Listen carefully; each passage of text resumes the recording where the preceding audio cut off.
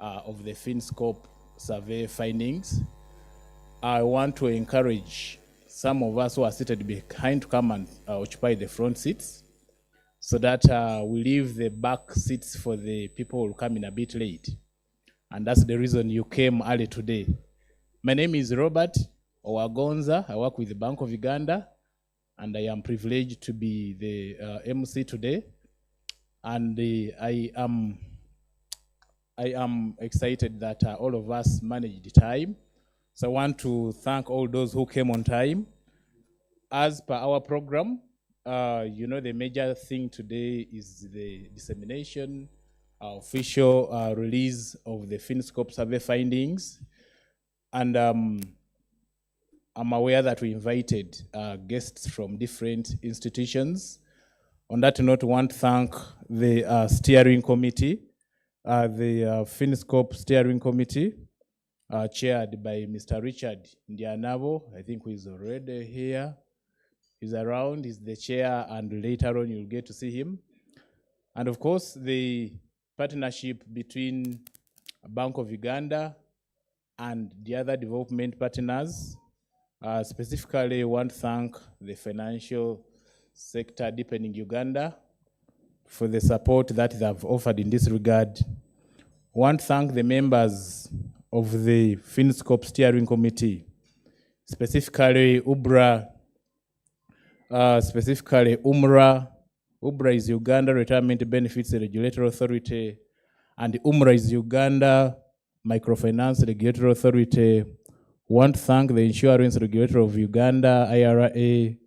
Want to thank the Capital Markets Authority.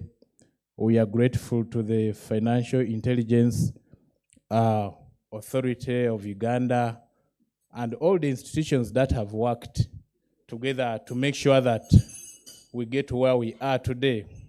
And of course, we cannot forget to thank our partners, the Uganda Bureau of Statistics, the people in charge of the statistics in this country.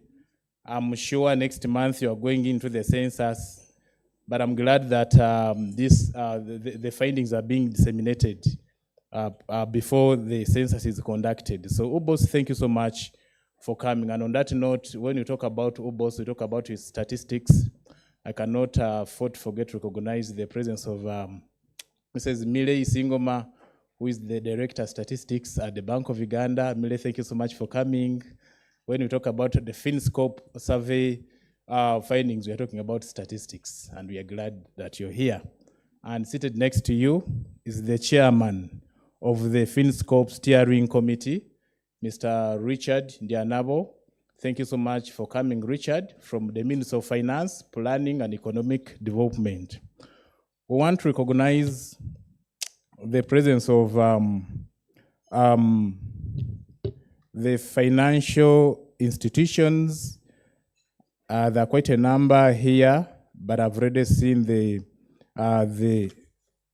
present here. I've seen the CEO of the MD of Finca Uganda, Mr. James Onyuta. Thank you so much for coming, and I'm sure there are many other financial institutions present here.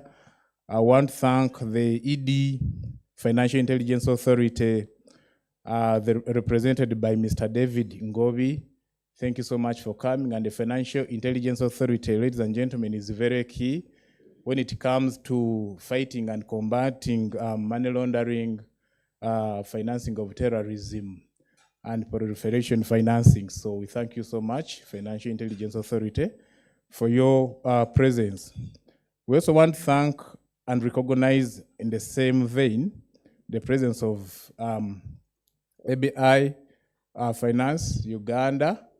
They have also been so much supportive, and later on we'll have to hear from them in as far as this event is concerned. So in the meantime, for those of us who haven't taken breakfast, please, you can get out and pick a cup of tea or coffee and come back so that we can officially start.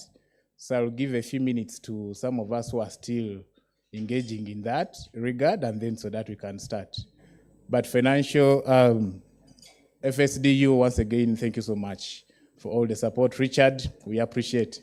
and the team. We appreciate. Thank you so much.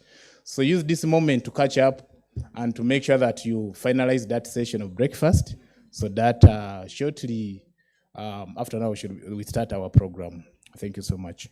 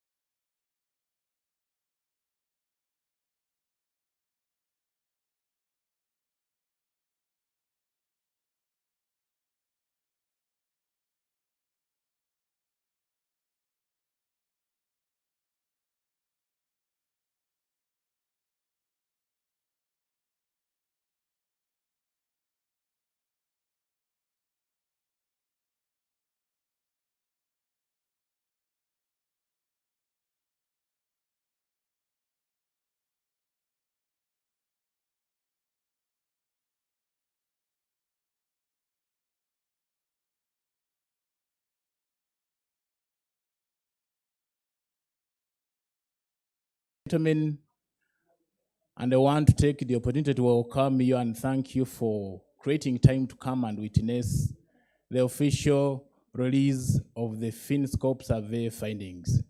My name is Robert Wagonza, and I'm the Master of Ceremonies today. I would want to take the opportunity to recognize the arrival and presence of the Executive Director, Finance, Bank of Uganda, represented by Mr. Make Awom. Mr. Awom, thank you so much for coming. We want to recognize the presence of Ms. Mona Muguma Sebuliba, who is actually the CEO of ABI Finance. Thank you so much for coming. The Executive Director of Financial Sector Deepening Uganda, who is none other than Mr. Patrick Oketa, and the entire team from FSDU. Thank you so much for all the support in organizing this. We want to also recognize the presence of the Commissioner Financial Services Department at the Ministry of Finance, Planning and Economic Development, Mr. Moses Ogwapas. But also we have Mr. Richard Ndianabo Kirungi, who is the chairman of the Finscope Steering Committee, and at the same time works with the Ministry of Finance, Planning and Economic Development. Thank you so much for coming, Richard.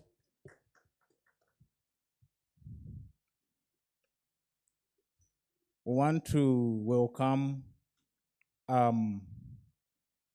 the team from Ugaford, represented by Mr. Jonathan Mugalu. Ugaford is a microfinance deposit-taking institution, and we also want to recognize the presence of the CEO, UBRA, Mr. Martin A. Nsubuga. Amphio, ladies and gentlemen, is also here with us, represented by Jackie Mbabazi. And ladies and gentlemen, our presenter of the day, who is none other than Mr. Bobby Bakowis, a senior analytics specialist at Finmark Trust, is also here with us. Once again, Finca Uganda, thank you so much for coming, represented by Mr. James Onyuta.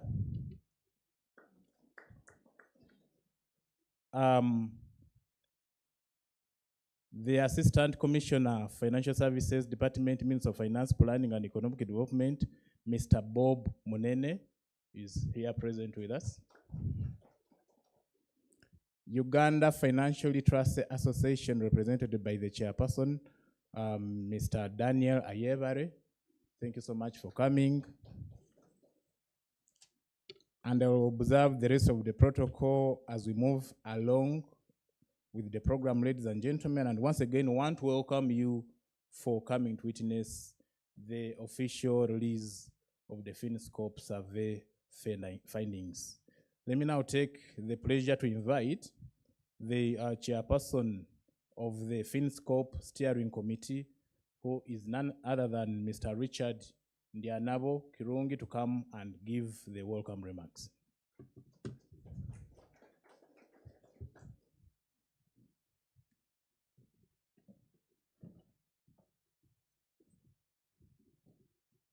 Thank you, Master of Ceremony. You've not introduced yourself to the members. I think you'll do that at the next opportunity.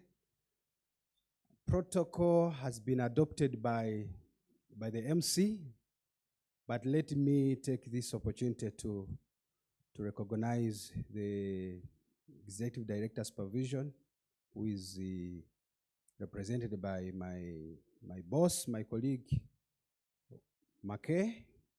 You're most welcome. And the Acting Commissioner, Minister of Finance, Mr. Bob is representing the Commissioner, Finance Services, Minister of Finance. Please, Bob, I recognize your presence. I also want to recognize all the members of the steering committee that entrusted me to lead in this process. Allow me start by welcoming all of you at this official launch of the findings of the 5th Finscope survey for Uganda. You will recognize that this is the 5th, the last one being in 2018, but before that we had 3 others, 2006, 2009, and 2013. Discussions to initiate the 5th Finscope started in 2022, where institutions were requested to nominate representative to the Finscope committee. And I'm glad that the institutions that are here and those that not are here recommended key and very diligent officers to lead this process. I want to recognize the members of the committee that I have been leading in coming up to these findings. I will start with my assistant, my co-chair, Patricia from the Uganda Bankers Association. Could you please stand up? She has done a very good job in my absence, or even when I'm there, she could chair and steer the meetings since 2002. Since 2022, sorry. So thank you very much, Patricia, for the work that you have done. The other members of the steering committee, I have to recognize in terms of institutions, Alex and your colleagues, Mr. Alex Ochan from Bank of Uganda, and your colleagues, if you could stand up, the colleagues from Bank of Uganda, Rita, and all the others, Namata, thank you very much for having to work very diligently. These people have been in the secretariat, calling meetings here and there, telephone calls, coordinating, looking for financial assistance. Thank you very much, Alex and your colleagues, for the work you did. From the Uganda Bureau of Statistics, is Ronald around? Is Ronald around? I wanted to recognize you when your boss is around, but unfortunately he's also not yet here. Maybe they are coming at the same time. But we've been having a very strong member from the Uganda Bureau of Statistics. And the work they have done, approval of the questionnaires, and all of the tools. Thank you, Uganda Bureau of Statistics. We have my colleagues from the Ministry of Finance. I've been there. Andy Norman, Sandra. Andy, can you stand up? Andy Norman is there behind from the Ministry of Finance. Sandra is away. But all those colleagues who supported us, including Lance Kasunjera, including Dan, thank you very much for the support. We have regulators. Regulators, I will start with the UBRA. Mr. Martin, thank you for sending a very diligent staff who was with us. UMRA is Tibbs around. Tibbs or Richards, stand up, please. Yes, Tibbs, thank you very much. You've done a good job. We have the Uganda Insurance Regulatory Authority, here represented by Sunday. And Sunday, you've been a very good member, the director at the Uganda Insurance Authority. Sunday Protasio, thank you very much. We had from the Capital Markets Authority and together with the Financial Intelligence Authority. So I want to thank our colleagues from the regulatory space, of course, including Bank of Uganda, who were very much with us. The development partners. I'll start with the finance sector deepening Uganda. Patrick, I'm not going to thank you here. I'm looking at the members of the steering committee. And Joseph Lutwama, where are you? Yes, stand up. Let people see you.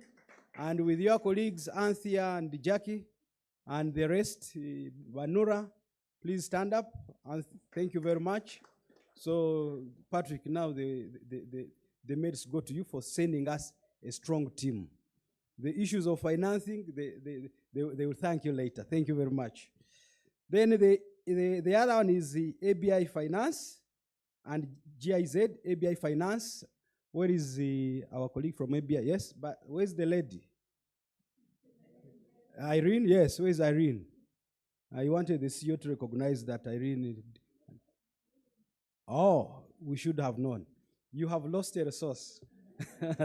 So thanks, ABI, and in this case, your colleague Irene and you.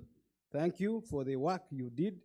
The things of green finance came in because of ABI. So we thank you very much for insisting that this should be an area that we should look at as Uganda. The industrial associations, Jackie, I don't see your officer. Richard, the namesake. Richard, are you around from AMFU, the Association of Microfinance Institutions in Uganda, AMFU? Richard is on his way, but Jackie, let me thank you for sending us a credible staff. He was very, very argumentative. The meaning of savings. We need to understand what savings are. Yes, so he did a good work. Ukusku is Ukusku represented here. The Cooperatives Association of Uganda, they are not here, and of course the insurance, the Uganda Insurers Association. Uganda Insurers Association, thank you very, very much. And the Uganda Cooperatives Alliance, then the National Payments Service Providers Association. National Payments Service Providers Association, is it represented here? Yes, so we had a representative on the steering committee. And without leaving out any other, but let me recognize the technical support from Bobby. Bobby and your colleagues from South Africa, you were inspirational and you did a very good work. So this work comes at the time when the country has come out of several, economic hiccups. The COVID-19, the Russia-Ukraine war, the Israeli conflict with the Palestinians, among others. So we hope that the findings of the Finscope 5 will be instrumental in guiding the economy and Uganda forward. For me, I came here to thank my committee that did a good job and to welcome you to this meeting. I want to thank you for listening to me.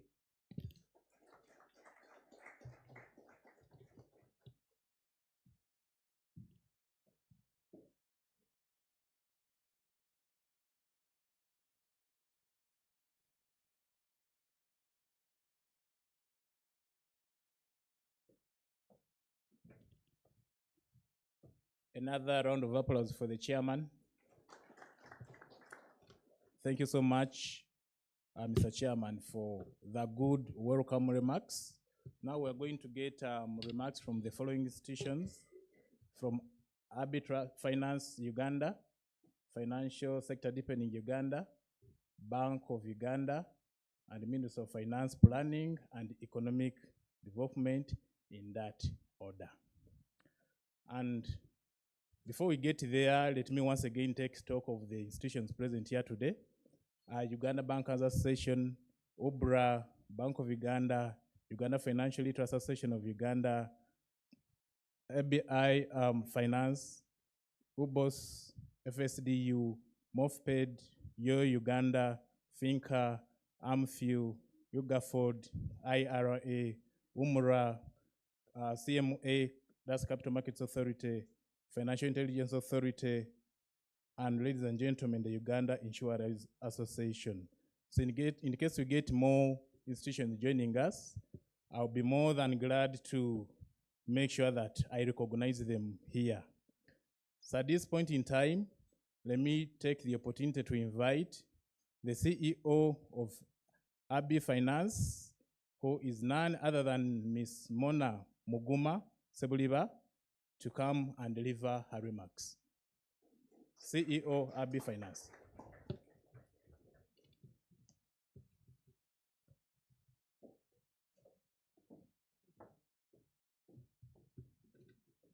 Morning, ladies and gentlemen. Please allow me stand on the existing protocol ably delivered by the chair of the steering committee. You did an excellent job, so I'll request that you allow me stand on that protocol. So a very good morning again, once again to all of you ladies and gentlemen. As I've been introduced, my name is Mona Muguma Sebuliba and I'm the Chief Executive at ABI Finance.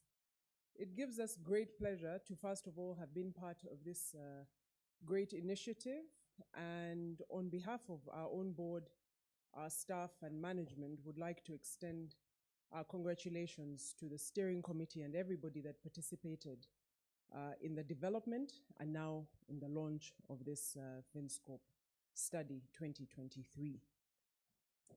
It is a very important study, and as the chair steering committee said, we insisted that certain aspects about green finance be captured and delivered in the study.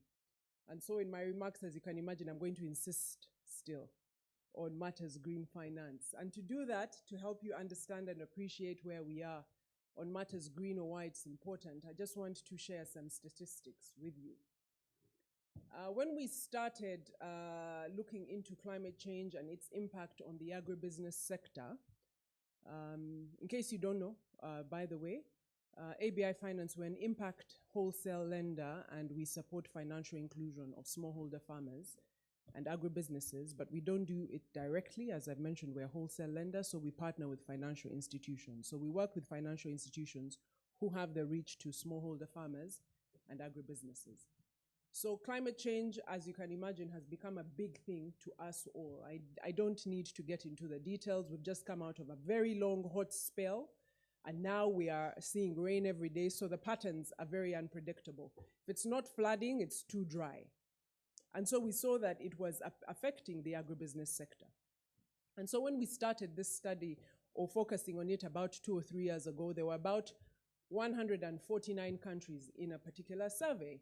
And out of that survey, Uganda was meant to be the 14th most vulnerable to climate change. 2 years later, I see that number has grown by 33, and there are now 182 countries being surveyed. But guess where our statistic is? We are not doing well. We've gone up to number 10. We are now the 10th most vulnerable to climate change, and yet, unfortunately, we are the 155th least prepared to address climate change. So for a lot of the interventions that have happened, still a lot more has to be done. Then because of the inaction and inactivity around climate change, over the next decade, if we don't do much, or if we do very little, or if we do nothing, it will cost us between $3 to $6 billion. So the cost is very high. And what does that mean in real terms? It means that when there are floods and farmers put seed in the ground and we don't have improved seed, that seed will not germinate.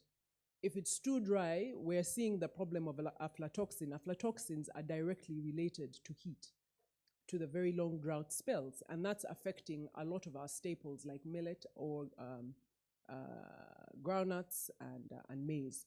So it has a very direct bearing on us. And so in order not to just leave it at scaremongering, there are things that can be done, and which many of you in the room are doing, and I just want to encourage us all to keep doing. There's need to build capacity, this kind of information, and that's why we participated in this Finscope study. There's need to put statistics and information like this in places that people can, the decision makers, the policy makers can reach, understand, and incorporate into their products and dealings. And so there's need to support entities have the right ESG policies and frameworks. There's need to have the right products and services that meet the needs of now in our case, the agribusinesses and smallholder farmers. So there's quite a bit of capacity building. We need to have sessions like these. We need to have focused training on credit officers to understand the impact of climate change on their portfolio if nothing is done, and what they can do. And I'm very happy and proud to say that ABI Finance has worked with very many financial institutions whose apexes are represented here, from AMFU to Bank of Uganda. And we have worked with over 40 financial institutions, for instance, where we've trained, over the last year, we've trained 2,000 staff. We have helped build or put in place policies, ESG policies and frameworks with these 40 financial institutions. We have put IEC material, inform, educate, communicate material in their walls, so that at least when their clients walk in, they have an understanding of climate change and what can be done in those financial institutions.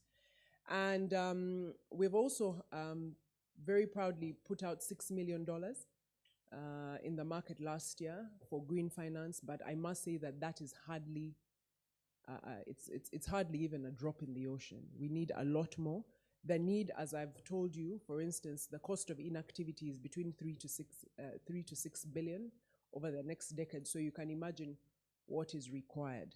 So our appeal is to all the relevant actors in this room and whenever you meet them, that no change or no support is too small, in kind, financial or otherwise, support like we're having in developing this kind of study.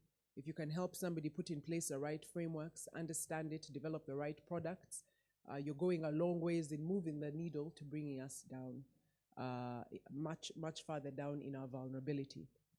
So with those few remarks, I'd like to indeed thank the steering committee again, thank the funders, especially brought on board by FSD Uganda, Bank of Uganda, and all the members of the steering committee that you see listed here. Let's not stop here. This is an engagement, an initiative that we must keep up. And I wish you all very good deliberations and hope to learn some more today. Thank you very much.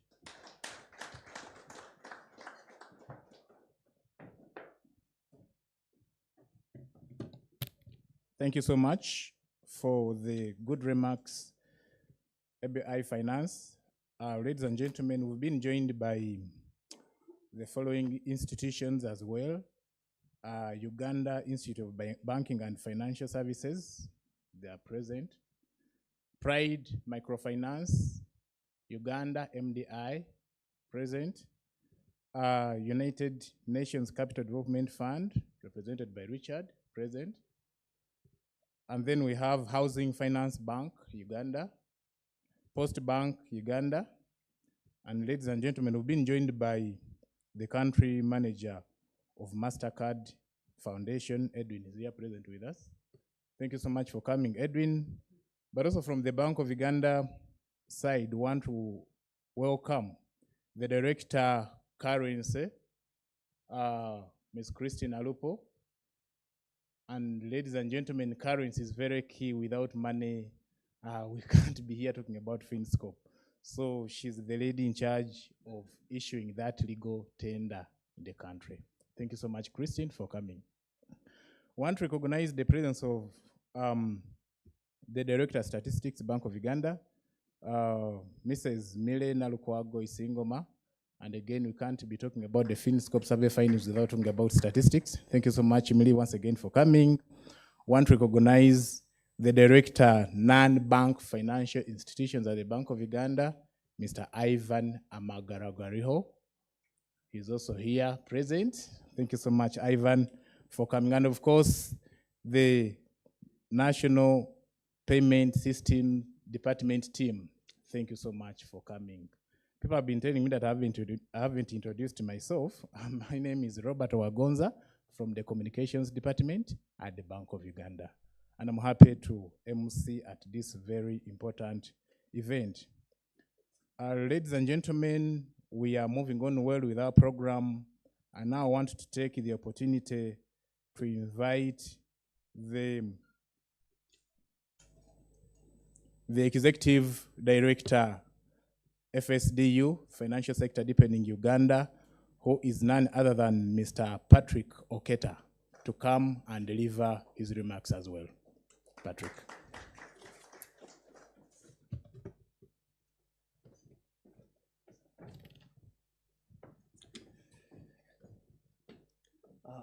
A lot has been said about protocol this morning. I want to stand by the existing one on the table, but I'll just mention a few institutions. The Commissioner of Financial Services at the Ministry of Finance, Planning and Economic Development, representatives from the Ministry of Finance, the directors and staff of Bank of Uganda, the directors and staff of Bank of Uganda, the Finscope Committee, representatives of financial sector regulators in the room, the board and staff of Financial Sector Deepening Uganda, representatives from industrial associations herein, representatives from all supervised financial institutions, telecos, operators, and the private sector, members of academia in the room, development partners, colleagues, good morning. Good morning and welcome to this 2023 Finscope survey findings launch. Our studies have shown significant positive relationships between financial sector development and financial growth. Countries with higher levels of financial development often have lower levels of poverty, higher levels of resilience, faster rates of economic growth, physical capital accumulation, and economic efficiency. For this reason, financial sector deepening in Uganda, as its mission, has to promote, improve inclusive financial markets that foster job creation, reduce poverty, and improve Uganda's competitiveness. Since our inception in 2015, financial sector deepening in Uganda has been committed to promoting greater access to financial services, focusing on lower income individuals, women, medium and small enterprises, and smallholder farmers. We partner with public and private financial market actors to address constraints to accessing and using formal financial services for enhanced livelihoods, including jobs and wages, improved well-being through access to services, utilities, and sustainable features. Over the years, we have worked with all the financial sector regulators, financial service providers, industry associations, academia, and development partners to increase Uganda's access to affordable, convenient, effective financial services. In this regard, Finscope survey could be considered as the scorecard for the industry's efforts and in financial inclusion. The Finscope survey is a nationally representative demand-side survey that seeks to understand how Ugandans age 16 and above access, use financial services. While banks, SACCOs, and other financial service providers can provide information on how many people are using their services, they are often unable to explain why they use certain services, why certain choices are made, and importantly, why people may choose not to use financial services even when there is evidence of overall economic benefits from the use of formal financial services. Recently, I was in Western Uganda visiting a number of our partners who we have partnered with under the COVID Recovery Fund that was graciously funded by the MasterCard Foundation. And I found a fundamental difference between the banking halls of some of those institutions and those of our tier 1 institutions that we have. Some of you are in the room today. The banking halls are much smaller. They are made much more convenient so that that smallholder farmer, that woman, and that youth down in the village who has never walked into a conventional banking hall can find it convenient for them. The products that they have are designed in such a way that they meet the needs of those people down there, which is really, really important. If you look at, for example, some of the collateral requirements, in the city here, we require, fixed charge and mortgages on assets. In the villages, people use agreements. So there's a fundamental difference in how services are provided, primarily down to the smallholder farmer and that individual down who needs resources. The survey provides valuable information on customer experience in using existing financial services. It's done at a scale that we can analyze the data by age, by gender, region, urban or rural location, and the levels of education. Regulators can use this analysis and data to identify emerging trends and risks. Policymakers to identify gaps and set new targets, and financial service providers to develop more appropriate products and services. Following the launch of the National Financial Inclusion Strategy 2023 to 2028 in November 2023, the findings from this survey also provide a baseline on which we can measure the progress of the targets we as an industry have set for the next 5 years. The 2023 survey is different from the previous surveys for two main reasons. This survey provides a new model of green finance, as was ably articulated by the CEO of Abbey Finance.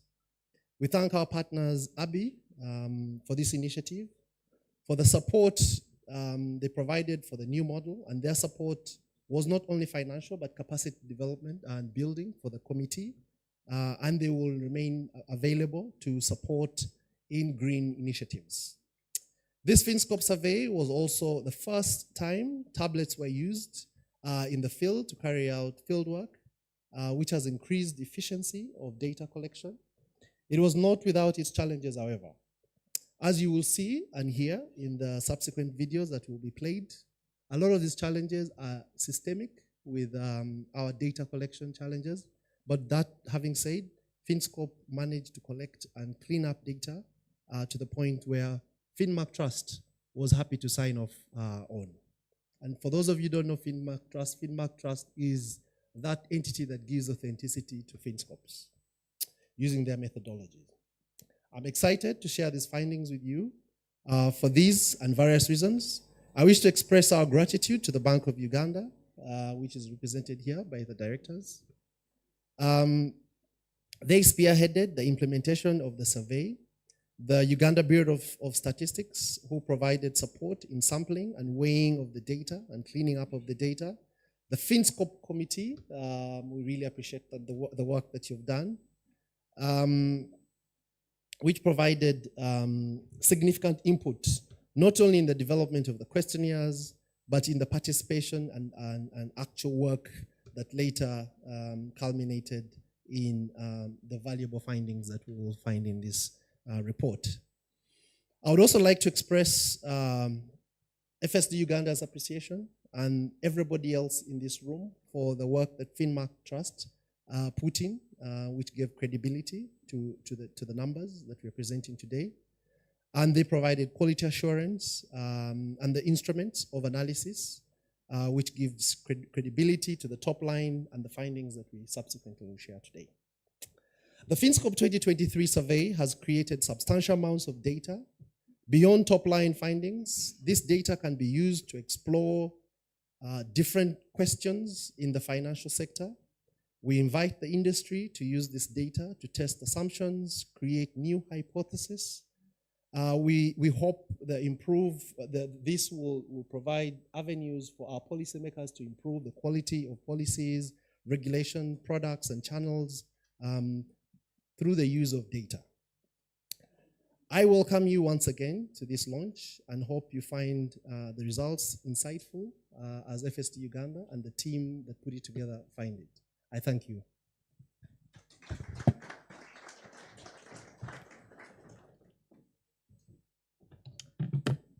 You'll agree with me that Mr. Oketa deserves a bigger round of applause. And like I mentioned earlier, they've been so supportive, and we don't take that for granted, FSDU. Thank you so much.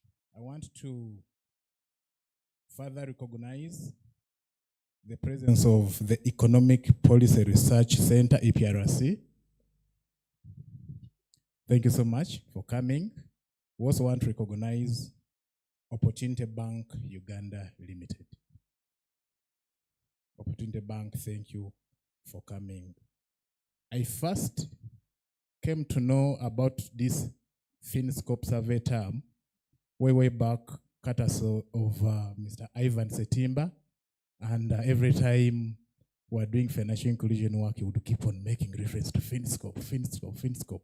So Mr. Ivan Setimba, thank you so much for coming, and I know you're very much passionate about this. Thank you. And of course, you did a good job at AFI, Alliance for Financial Inclusion. Thank you, Ivan. The Financial Inclusion Support Unit at the Ministry of Finance Planning and Economic Development, we thank you for coming, and it's being represented by Mr. Lance Kasunjera. Thank you so much for coming. Ladies and gentlemen, in the best interest of time, let me now take the opportunity to invite someone from an institution which has been very, very key in as far as the Finscope is concerned. That institution is the Secretariat for Financial Inclusion in the entire country. That same institution is the regulator of the different financial institutions such as commercial banks, credit institutions, and microfinance deposit-taking institutions. That institution has also been the secretariat for this Finscope survey. Ladies and gentlemen, please join me in welcoming Mr. Make Awom, who is representing the Bank of Uganda Management. Mr. Awom.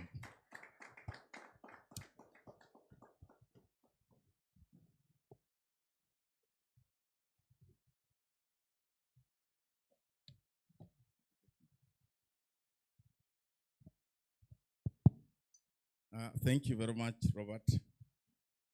I also want to plead that I stand on the protocol which has already been set, because if I have to go through it, it's quite long.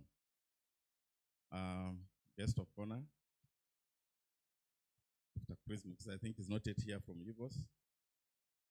I believe he will be joining us shortly. And like I've said, I'll stand on the protocol which has been set. But from the bottom of my heart, these breakfast meetings have proved a very good reunion in the financial sector.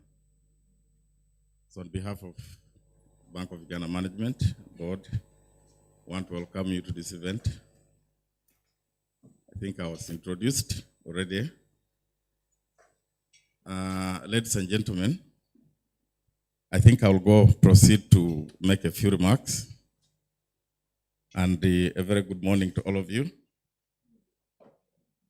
It's indeed a great honor and pleasure, as well as privilege, to welcome all of you to the official launch of this 5th round of Finscope survey report,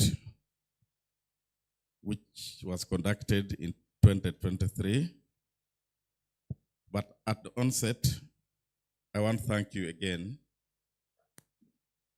and to recognize that this meeting brings a lot of home feeling, because for the first time we have managed to achieve very great collaboration in the financial sector. And without repeating the mentions that have been done already, I'm happy to see all of you here. FSDU, our development partner, AB Trust, all heads of financial sector, regulators, regulatory institutions, Minister of Finance, our boss, Bank of Uganda Management, all these institutions that have been mentioned, UBRA, UMRA, AMFIU, Uganda Institute of Banking and Financial Services, EPRC. I can't finish the list, IRA, but you are all here. We don't take this for granted. Today, in this 4th industrial revolution, this key, just collaboration has proved to be the key thing, the driving factor. Most of the things, innovations, are all new, there are disruptions, and no one can have monopoly to say, I can do it alone. You need a team. And that's why we're very grateful to have you here this morning. But first and foremost, I want to thank the team in the kitchen, led by Richard, Minister of Finance, and all of you, all the members that participated in working out and conducting the survey. I want to say a big thank you to all of you.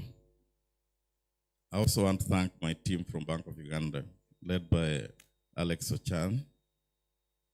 The baby that we're about to see, to me, is a product of effective delegation. And I think this should go to my balance card score.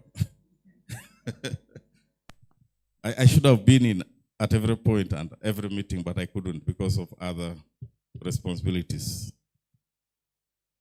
As already said, Finscope studies national household surveys, demand side survey, looking at issues of access and usage of financial services by the adult Ugandan population. The survey covers a demand side, issues of usage and access to all types of financial institutions, services, both from the formal and informal sector. Indeed, Finscope survey provides very useful financial sector information to policymakers, service providers, as well as consumers. As mentioned, the first survey in Uganda was conducted in 2006, and then subsequently we did 2009, 2013, and 2018, and today 2023. We had hoped that this survey would be done at 3-year intervals, and I think we'll try to do that going forward. In 2010, Bank of Uganda accepted to be the home for the Finscope surveys in Uganda, and it was important to give this kind of the leadership at institutional level. And so BOU is in the center of this Finscope survey, just like it is for the National Financial Inclusion Strategy. We remain the secretariat for all these initiatives in the financial sector.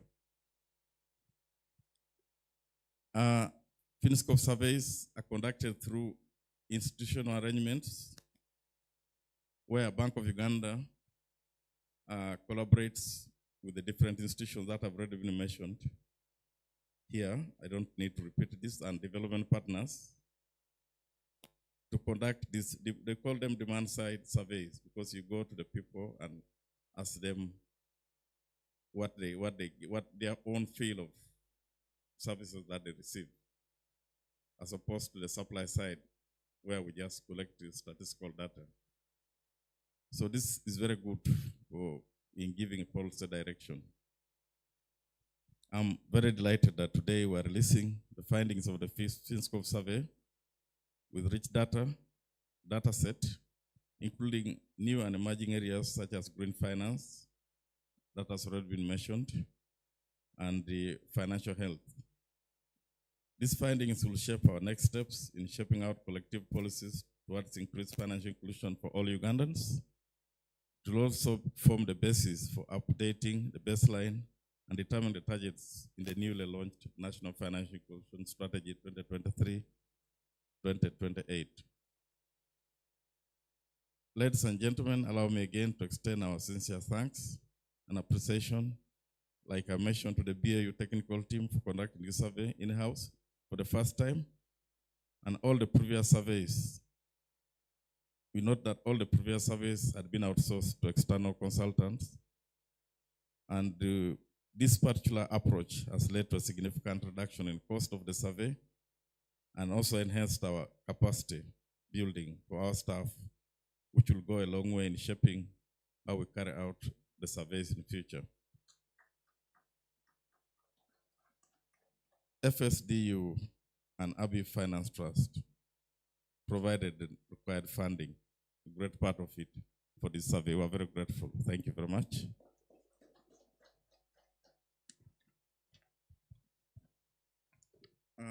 Finmark Trust provided guidance on the survey implementation and did a great deal in shaping the report. Thank you very much, Finmark Trust. We are very grateful to you, boss, for the technical assistance and all the input that went into sampling, enumeration, mapping up the country, weighting, quality assurance for the entire project. Thank you very much, you boss. Want to say we're very grateful to the Finscope Steering Committee providing the overall guidance. I've already mentioned this, as well as approving the survey findings. Thank you very much. We're looking at the program ahead of us. I think we have a lot to hear today from the next speakers on in the next 1 or 2 hours. But before I conclude, I just wanted to make 2 comments which is related to this.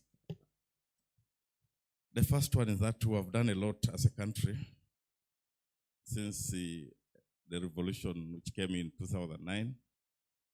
And it's not a surprise that when you go by the World Bank Index statistics, we've achieved the 66% in terms of access. And this compared to the sub-Saharan region is 10% points above. This we can all feel. So this baby that's about to come out, we don't want to speculate, but I believe will give us very clear results of where we stand now in terms of access. But access is not sufficient. It's like you can have many people who have bank accounts, but if they are dormant, they are not actively used. Doesn't serve the purpose. So most of our effort should go into use cases. What can we do with this digital financial services? So we don't want to kill this baby, all these efforts that have gone in. It can get suffocated when we don't do certain things properly. And we're talking about fair competition. We're talking about these charges, different kinds of charges. Today I meet friends who tell me I've withdrawn from mobile money. That's not good news. It's not good news. So the effort you're putting, while it's appreciated, but collectively we need to tackle out some of these obstacles. Collectively. I think collectively as a voice, we can be heard. So very soon we'll be coming to you again to discuss, to expose the draft fair competition regulations. Your input will be very, we have already received your comments, but we'll now come into meeting and to again discuss these issues before we finalize the fair competition regulations. We're also soon coming to you to consult you on central bank digital currencies. We have come up with a consultation paper, which is being refined, and it will come to you to seek your views. I think what's coming out clearly, we've achieved a lot of financial inclusion through mobile money, but there's need to modernize payment systems as we cope up with the developments, innovations that are taking place globally. So those are the 2 things I'll come back, we shall be coming back to you on. But in concluding my remarks, again, the only thing which makes me very delighted and happy is the vibrant collaboration and the support that we receive. And this is the take, and this is the message to all of you back home from your institutions, including Minister of Finance and all our development partners. So without taking a lot more time, I want to therefore conclude by thanking all of you listening to me as we await this baby. We don't want to preempt to see. You see, when you're expecting a baby, it's not good to talk a lot until you see what it looks like. So thank you very much. Thank you for listening to me.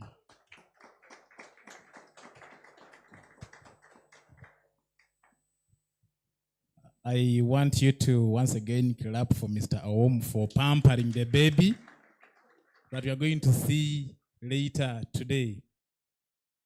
But in the process of pampering the baby, a lot of things took place. Right from the point of planning for this survey, to the point of data collection, to the point of data analysis, and then finally the report, which you are going to have officially released today. I want you to have a look at the summary of what actually took place before we eventually come to the launch of this report. So I'll request the team handling the video to play the video for you so that you appreciate what went on behind the scenes.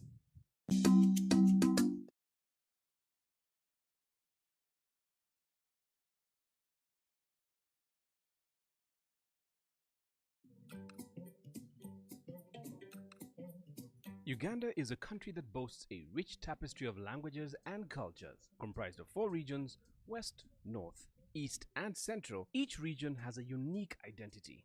In 2023, the Bank of Uganda, in partnership with Financial Sector Deepening Uganda, Uganda Bureau of Statistics, ABI Finance, the Ministry of Finance, Planning and Economic Development, and several other stakeholders conducted the Finscope survey. The fifth of its kind, Finscope 2023 included a new module on green finance. The survey was aimed at tracking trends and changes in the financial inclusion landscape since 2018, when the last survey was conducted, while benchmarking these trends with countries within the region. This information will be used to describe the financial service needs of the adult population, thus providing policymakers and the market with insight that can be utilized to further deepen financial inclusion.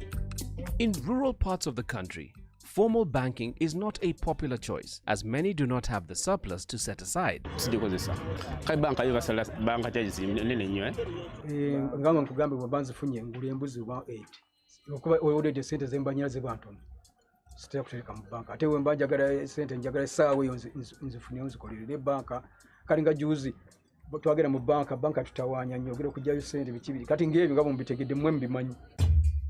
Mobile money services have become one of the more commonly used means of saving and transferring money in many of the communities in the country. The government of Uganda has asserted that mobile money services are indeed a formal financial option in the nation and further acknowledges the services as a vital component of the economy. Okusinza kunfuna yange ntonotono singa kukozesa mobile money.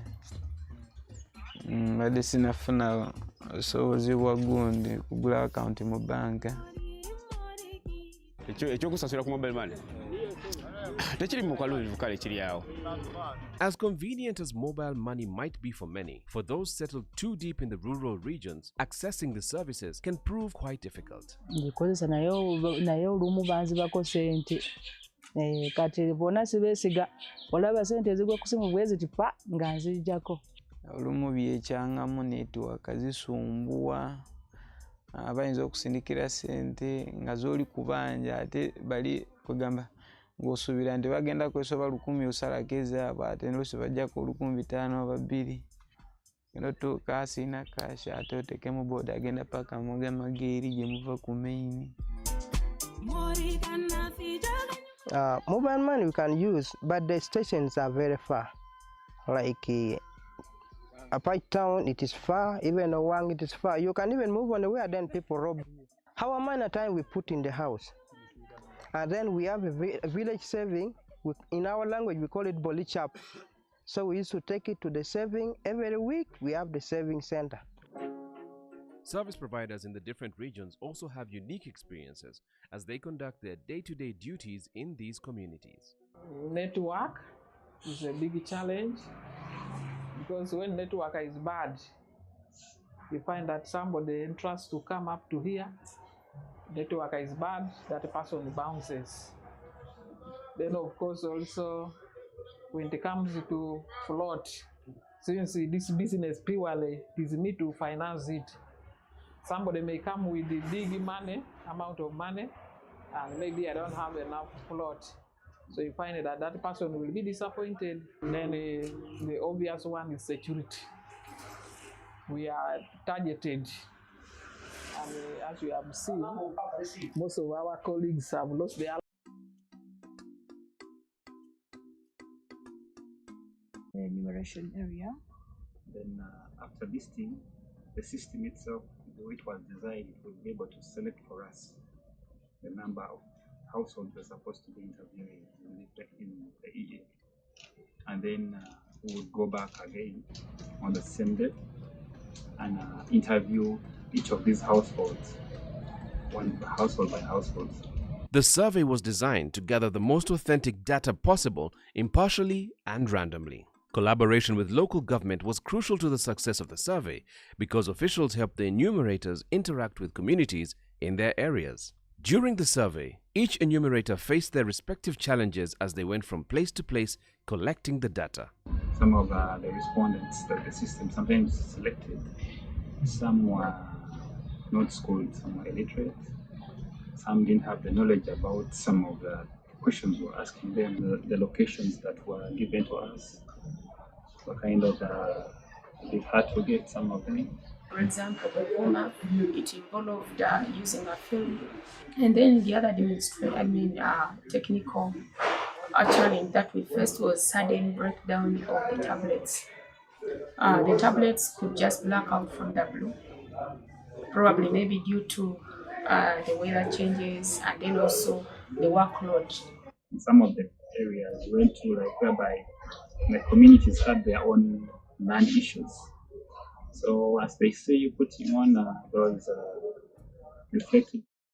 Hope you enjoyed watching the video. We are simply preparing you so that by the time we get to the actual launch, you know what we are launching. And a lot more is still coming. Next on the program is a presentation of the Finscope 2023 survey findings.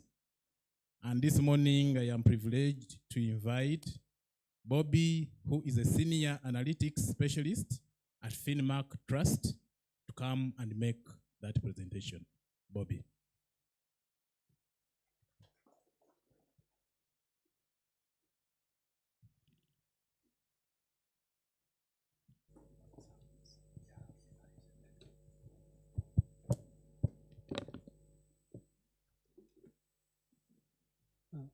Thank you very much, Robert.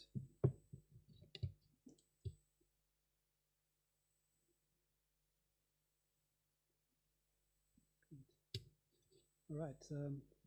Good morning, everybody. I know protocol has been observed, but it is we can hear, and that's the mood that's been today, and it's quite right. This is a celebratory occasion. It's been 5 years since the last Finscope, between 2018 and 2023.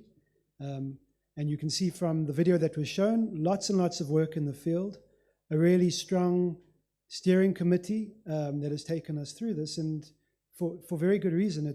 We've been separated by pandemics and shutdowns and all kinds of things, and we've reached the other side. So it's a privilege to be here for such a celebration.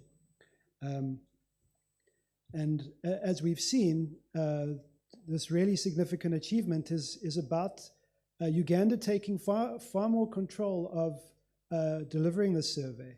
In the past, all that field work, and you saw all those field workers, and it's really hard work, that was done by a private agency, but the Bank of Uganda has taken over that. And we can see from the mood and the collaboration just how Uganda institutions, how well you're working in the financial inclusion space. I'm really privileged to be here to present this. Finscope Trust, we are a sister FSD in Southern Africa. So we see ourselves as working really closely with each other. We engage closely on many things, and it's really wonderful to be part of this.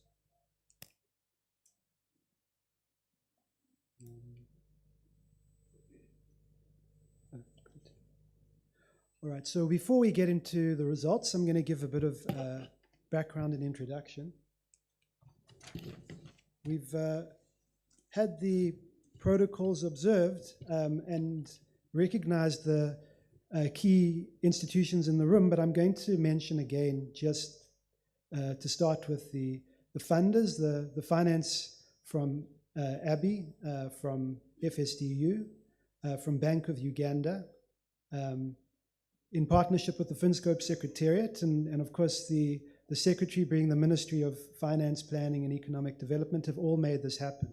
And with that is the steering committee, where we've got, as we see in the room, and our representatives from the regulators and the industry players across banking, across retirement benefits, across cooperatives, across insurance, across microfinance, capital markets, across payment services.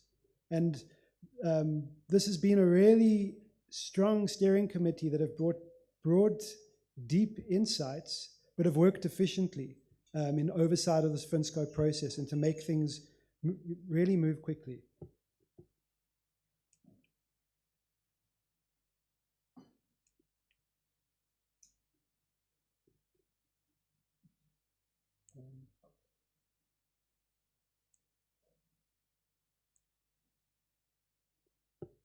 This is something that the Executive Director of FSD Uganda, Patrick Okete, elaborated on.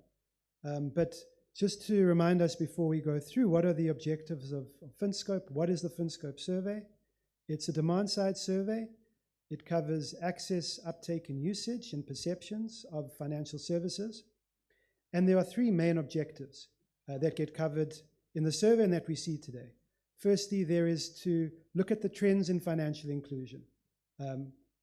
So what has been happening? What has changed over time? With that is also to see the landscape of financial inclusion. So it's not just about how many are included, but also what is across what kinds of categories of financial services. And then it's also a comparison against other countries in the region to benchmark.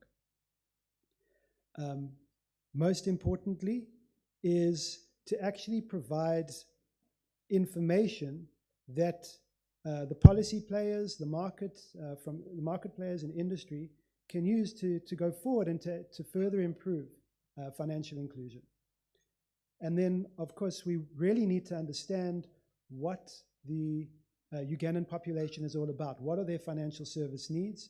We can already see from the video some of those things that come out. The video really makes it clear just how deep we go into the Ugandan population, and this is just to, when the data gets tabulated and compiled, to sort of summarize what those needs look like. And then, of course, these findings are going to be taken forward by you in the room and many of the colleagues throughout Uganda to support the development of financial services to lower income people, and then to assist in creating an environment where those services can really fly and make a massive difference. We also know that the NFIS was launched at the end of last year, and so this can be used to track those targets and to help with target setting in the future.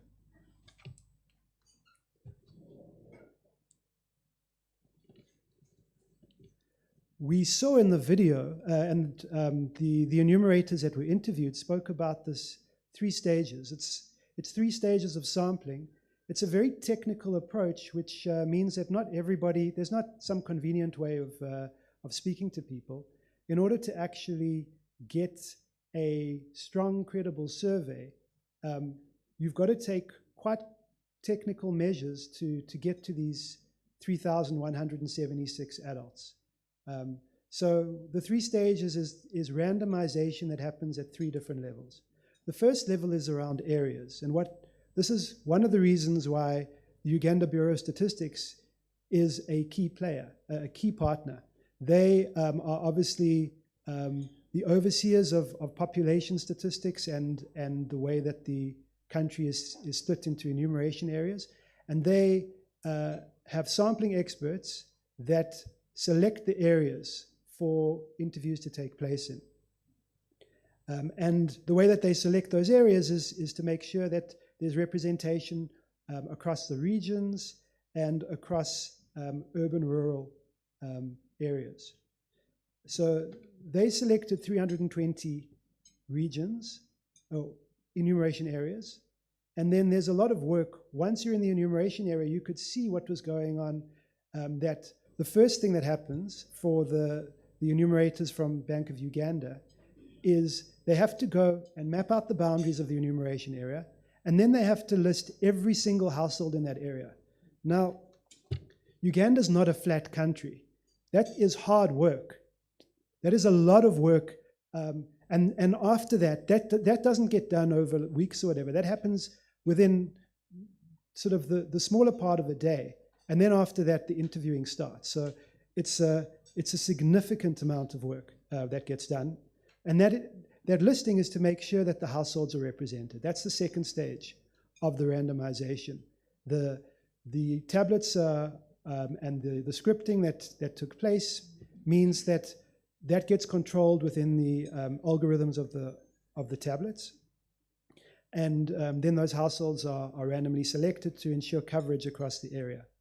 The last stage of sampling, which also happens with the randomization within the tablet, is to actually select the individual that gets interviewed.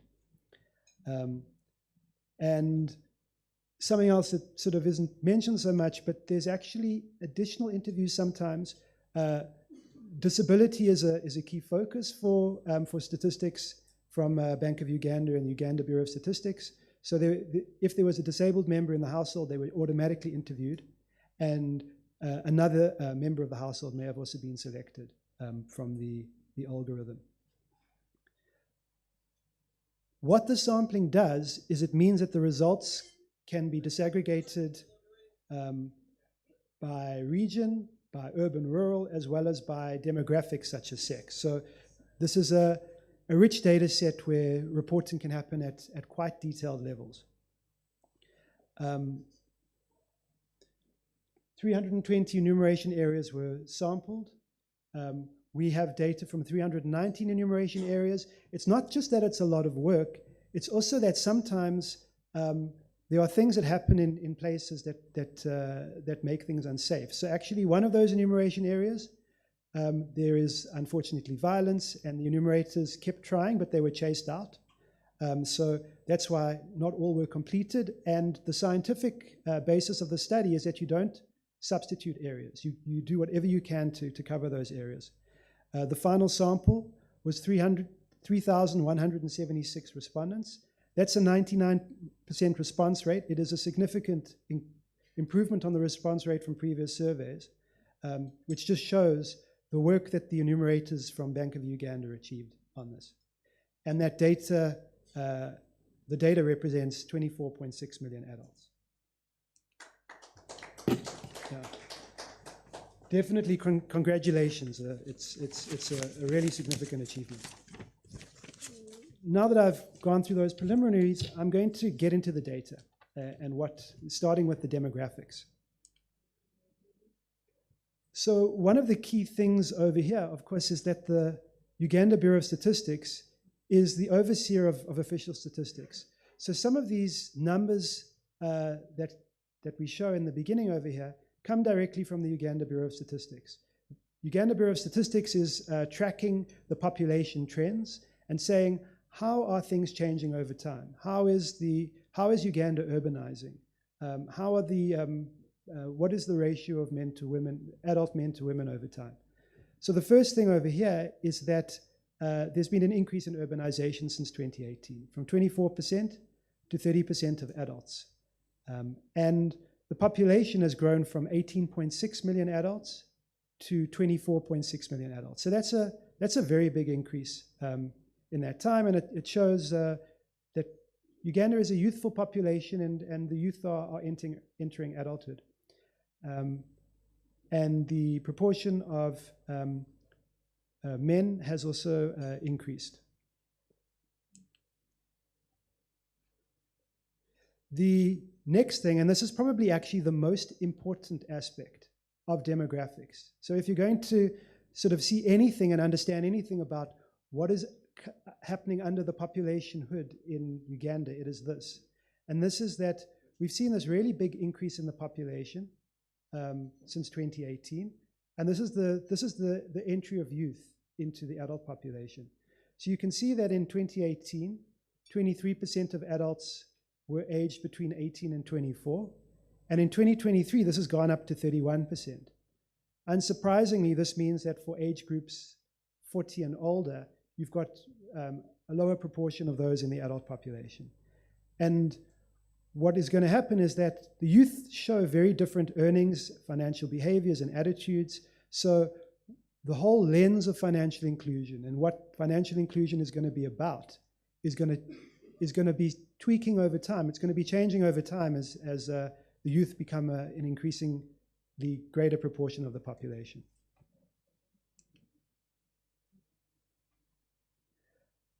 The last bit of demographics that we look at is educational attainment. And what you can see starting on the left over here is the comparison between 2018 and 2023. You'll notice there's this increase in those who've got secondary levels of education, and this decline in the proportion with primary levels of education. So 61% of adults have not achieved secondary levels of education. Education is obviously a challenge. It's an ongoing challenge to have more of the population attain higher levels of education. But it's a big improvement from 2018, where 70% had not achieved secondary education. And we should hope that this will continue as the youth attain higher levels of educational attainment, that this will continue to improve. The other thing to note, and this is on the right, is that there is a gender gap. So you can see that a larger proportion of women have got primary level as the highest attainment, and a larger proportion of men have got secondary levels and specialized training. So 68% of women have not progressed beyond primary school, and that's versus 57% of men. So that gender gap is still a challenge to address. All right, so now we're going on to income. And what we saw in the video, it was one of the enumerators commented where they said, look, most people are involved in farming. If you look at this chart, you can see that the largest main source of income is money from trading or selling anything, and that includes farming. So farming and other kinds of trading is the most common way that Ugandan adults earn their money. But it has declined since 2018. So there's a shift. It seems like there's a shift happening in terms of the labor market and how people are earning their money. It's a shift away from trading and selling, as well as from piecework and casual labor. And it appears that there's a larger proportion of Ugandan adults that are earning money from providing a service, and a larger proportion are earning money from salaries and wages. And that's a good thing, because those sorts of income, particularly salaries and wages, are more stable, and stable incomes tend to lead to higher financial services use. They're associated with those things. So we've got these signs of positive changes in the labor market that can have positive impacts for financial inclusion numbers. And as Patrick from FSD mentioned, this focus on usage rather than access, looking at the deepening.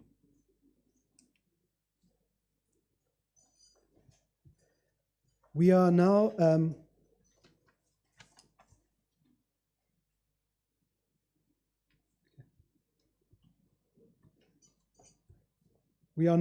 moving on to green finance. And as we've seen, ABI is a key funder that's joined the Finscope steering committee, and the CEO of ABI gave a very good background in terms of climate change and why it's so important. We've seen that farming is such an important part of incomes already, so the focus on green finance is really apt. As the CEO from ABI had mentioned, this whole thing of aflatoxins, and I can just say that in South Africa, there's been a really big scare when it comes to, we don't call them groundnuts, we call it peanut butter, but all kinds of big retailers and producers of goods have had to remove peanut butter from stores. It's become a very big scare because of aflatoxins. So we're seeing the impacts of climate change everywhere, and making a big difference in terms of people's health and health concerns. One thing that ABI brought was this clear idea of what these different concepts are.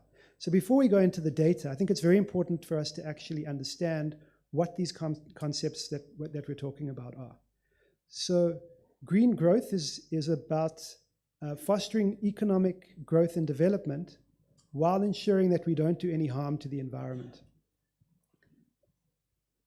Then we have climate change adaptation, And that's the idea of how do we reduce the vulnerability of ecosystems to the impacts of climate change. There's climate change mitigation, which is how we can limit the current negative impacts of climate change, and particularly the ability to reduce greenhouse gases or to capture those greenhouse gas emissions.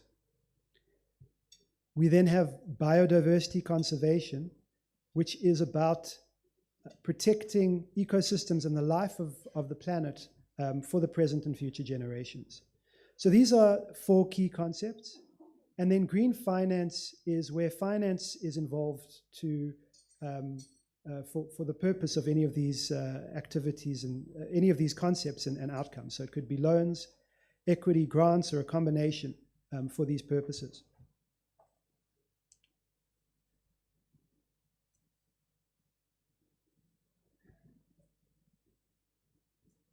All right, so the first thing that we look at over here is what is the awareness in the population of green growth and green finance concepts. So you can see now on the left, we asked Ugandans, have you heard of green growth? Have you heard of climate change adaptation, climate change mitigation, biodiversity conservation, green finance? And what we saw, or what we see, is that the awareness of these concepts is actually very low. So 28% of Ugandan adults are aware of green growth. Fewer climate change adaptation, climate change mitigation, biodiversity conservation. Only 11% are aware of green finance. We then asked them, okay, what do you think is going to help to achieve green growth? And they said, if there's more resources, if there's mobilization of greater resources, and the CEO of ABI Finance was saying, currently in the latest mobilization is $6 million, but the potential negative consequences for Uganda is 1,000 times what's being mobilized. So unsurprisingly, we see the resource mobilization being important. The other thing is this mass awareness and capacity building. And you can see with this, when it comes to these technical terms on the left, the awareness and capacity building is a challenge for most Ugandans.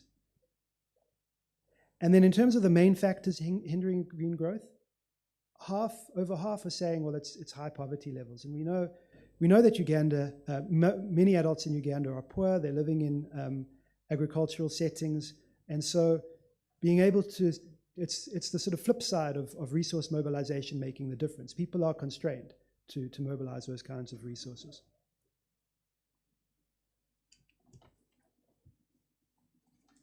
Now, we didn't just say to people, what are you doing in terms of climate change adaptation, climate change mitigation, etc. We actually asked about specific activities. What's important with this chart and the charts that follow is that this is asked of people involved in agribusiness or small-scale farming. It's 38% of Ugandan adults are answering these following questions because it applies to the kinds of work that they are doing. What you can see with the orange bars is this is where people are practicing these measures, and the sort of green or turquoise bars are where people are borrowing to finance for those measures. So what you can see is that borrowing to finance is much, much lower than actually practicing those types of activities.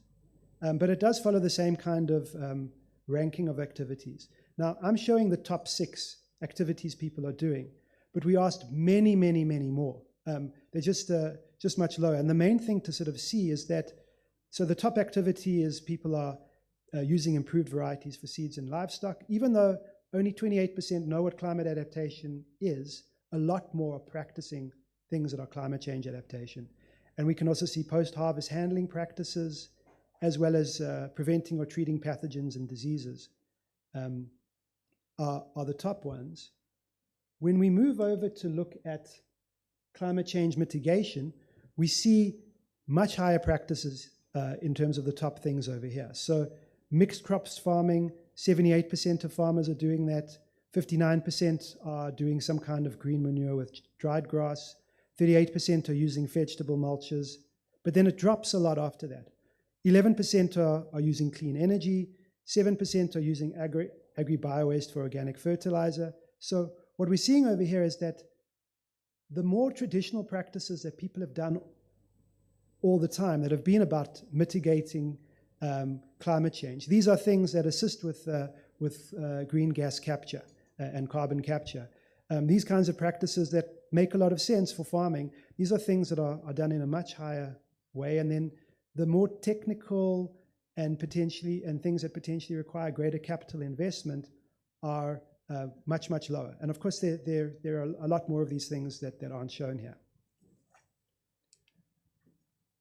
This is also similar when it comes to biodiversity conservation. We see 57% of Ugandan adults are saying that they're planting new trees. Of course, planting of trees is often linked to farming itself, or maybe important things that for the household and the community.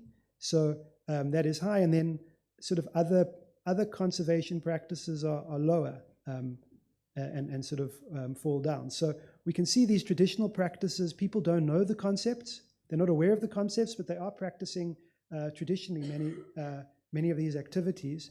But of course, a lot of the activities, they're constrained by poverty and not able to mobilize resources. We can see that borrowing to finance is low. What we then did is we analyzed for these farmers across all the different activities we asked about, and if we aggregate that all together, what percentage of farmers are borrowing to finance any of these green growth activities? And so 22% of farmers are doing some kind of borrowing for these green growth activities, which means that 78% are not using green finance, 78% of farmers.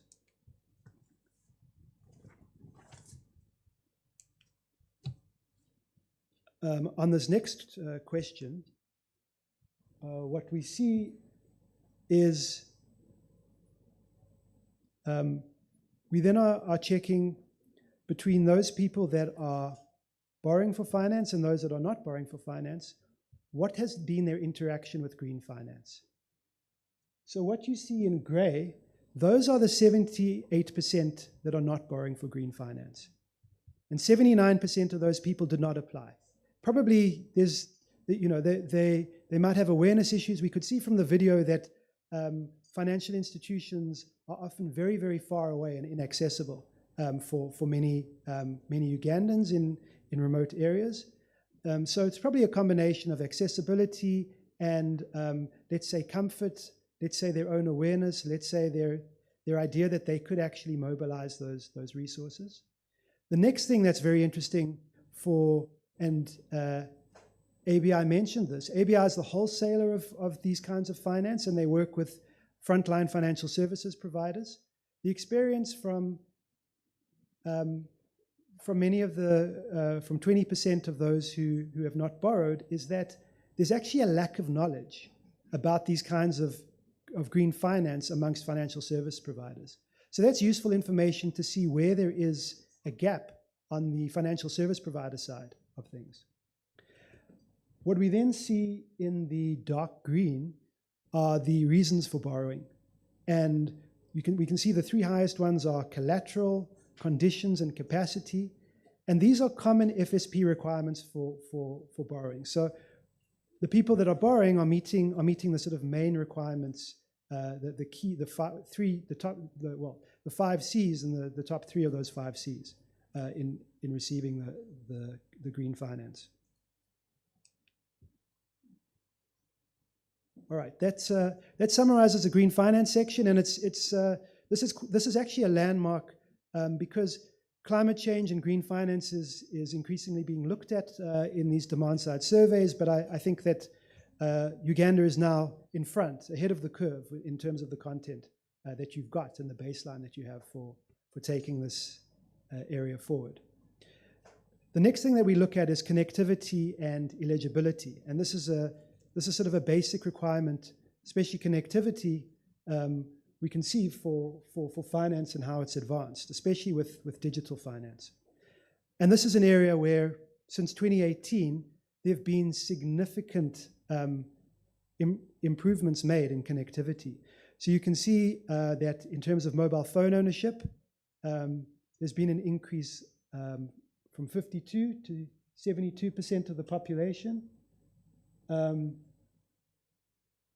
We can see that internet access has also gone up from 10% to 26% having. So yeah, very big increases. And then what we looked at in the middle is the difference in connectivity on mobile phone and internet access between those in urban and rural areas. And you can see that there's a big gap, particularly on internet access. Urban residents are far more likely to have internet access.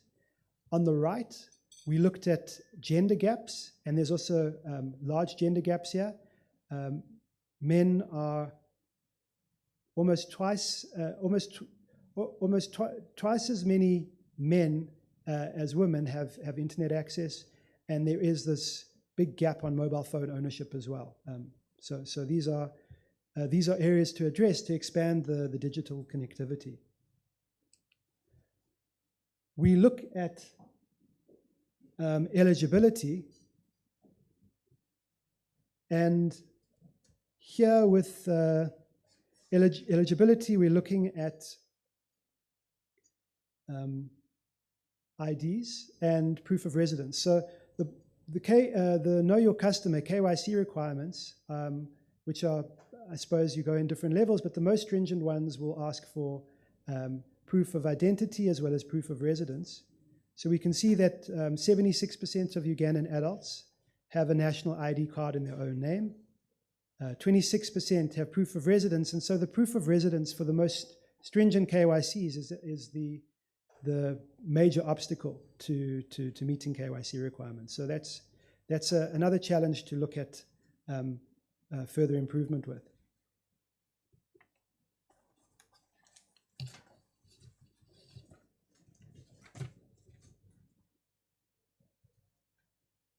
Another big area, and this was mentioned by the Bank of Uganda, that's really been expanded significantly this year is financial health. And the key thing with financial health is this is very much a barometer on what Ugandan adults are able to do. So financial inclusion historically has been about access and maybe uptake of financial services. Financial health is really saying, well, in terms of the way that people have to manage different financial aspects of their lives, how are they actually performing? So as with green finance, we've got different definitions that are key to understanding, or let's say different elements, different dimensions of financial health that get covered. So financial health is the extent to which a person can smoothly manage their current financial obligations and have confidence in their financial future. There are 4 elements or dimensions. The first one is day-to-day management, or let's say basic financial management, to manage daily expenses, and that's on the short term. So smoothing short-term finances to meet consumption needs and other obligations. The second dimension is resilience, and this is where people are facing shocks. And I suppose climate is another big important thing over here. If there is increasing droughts and floods, those are shocks that are going to have big financial implications. If people lose an income earner in the household, it's another type of shock. So that's the next dimension. The other dimension that we look at is goals or planning for the future. And so this is not just about daily financial management. This is not just about dealing with unexpected big financial events. This is about actually planning to direct your destiny and to have a better financial destiny and to reach future goals. And then the last dimension is confidence. And this is just in general, how do you feel about your finances? Do you feel, are they secure? Yeah, are you feeling secure in your finances? So we're going to look at each of these dimensions in turn to see how Ugandan adults what the financial health of Ugandan adults is.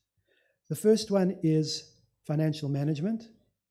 And what we see over here is a significant improvement in those who are keeping track of the money received and spent. It's gone up from 47% of Ugandan adults to 57% of Ugandan adults.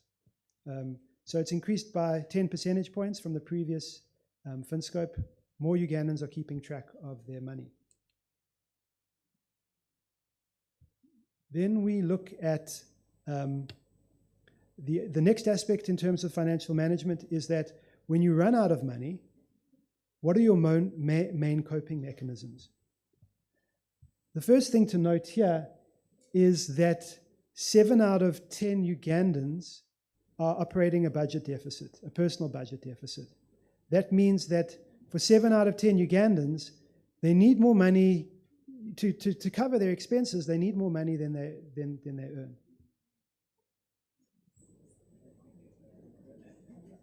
All right. Yeah. Financial health, yes, a key thing to be concerned about. People are sort of struggling. With that, what I want to point out is where there's been a shift downwards.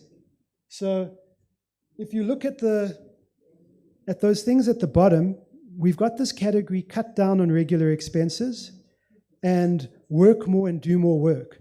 So what that's saying is that in 2018, more Ugandans were reducing their spending than in 2023 in response to these financial management. Instead, what's actually happening in 2023, there's a shift to mobilizing funds, either by asking family or friends for help, by dipping into your savings, or by borrowing money. So we see that the main coping mechanisms have shifted. The top one is still cutting down on regular expenses, but instead of people, let's say, slimming their waistlines, they're just finding other ways to meet these extra expenses.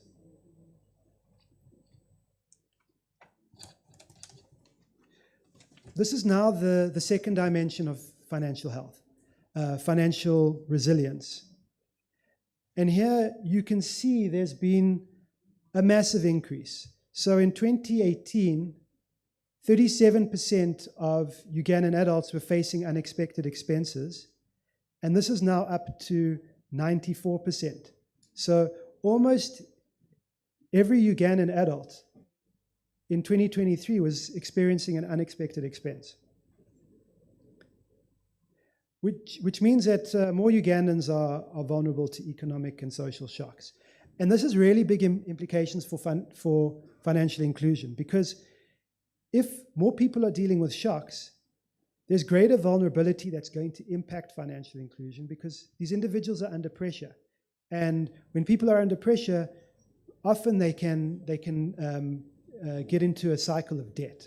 So being able to deal with the second element, financial resilience, is really important.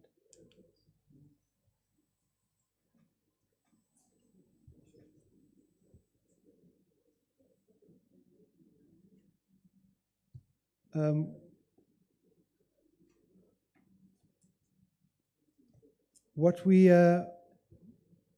now are seeing over here is that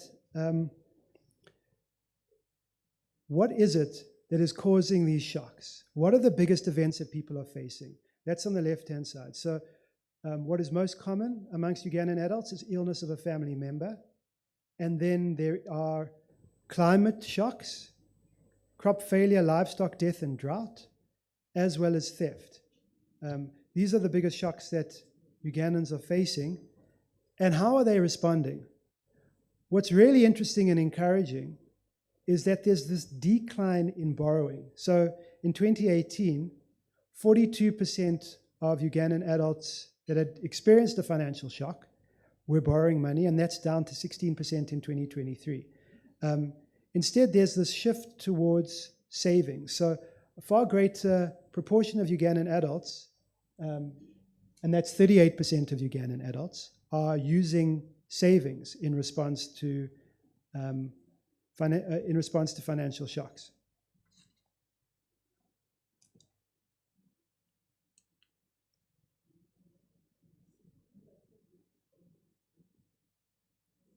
The next thing that we are looking at is on planning for the future. And so this is the third dimension. It's about the long-term goals.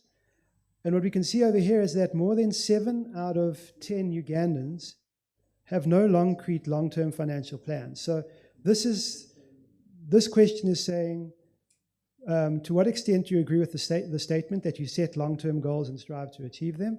10% say that they completely do that. 14% say that very well, do they do that? And then 33% say somewhat, 27% say very little. So most Ugandans do not have concrete long-term financial plans. We look a little bit further, and what we see over here are what are the strategies that Ugandan adults have to be financially secure in the future. The biggest response over here, and that's for 32% of adults, is that they don't have a strategy. So that is troubling, where 1 in 3 Ugandan adults younger than 60 don't have a strategy to be financially secure. Outside of that, the largest strategy is to earn money from farming activities, as well as savings and business. We see that there's been a big drop in the proportion of Ugandan adults that say that their children are going to take care of them. Now that's only 6% of adults. And this is, again, another factor. What we're seeing over here is this is another aspect where we're seeing this change in the youth structure of the population. So, and we're seeing it at the top over here in terms of don't have a strategy, and at the bottom in terms of children will take care of them. So younger people entering, fewer of them when they're very young are really thinking about their old age and what they're going to do. And fewer of them are saying, well, my children are going to take care of them. Maybe for many of those youth, they don't yet have children. And maybe the perceptions of children needing to take care of adults in old age might also be shifting. On the right-hand side, we've got reasons for not having a pension. Now, one bit of information that's important here is that 4% of Ugandan adults have a pension. So the reasons for not having a pension is asked of 96% of Ugandan adults. We've seen, and we saw this from the video, that Ugandans very much live in rural areas, quite remote. A lot of people are poor. A lot of people are farming. And so the biggest reasons for not having a pension is that they don't know what pension schemes are. That's 36% of Ugandan adults, and 31% do not have a job. So what we can see here is that there's low levels of awareness and sort of unemployment or that are limiting people, Ugandan adults, from having a pension.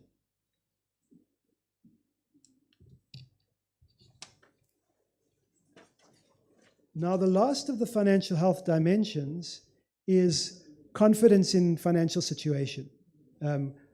So here we can see it's another area of challenge where very few Ugandans are confident in their financial situation. On the left-hand side, 11% say that they're satisfied with their present financial situation. And on the right-hand side, 7% say that they've done a good job of making financial plans for old age, but 60% say that they are not confident in their financial plans for old age. So we can see that confidence in the financial situation is definitely a challenge for Ugandan adults, and I think that the financial health, we can see that these 4 dimensions. There's a lot of information here to think about how to improve the financial health and the financial lives of Ugandan adults. We then are looking at financial aspirations, uptake, and usage. So over here, these next sections that we're going to be looking at,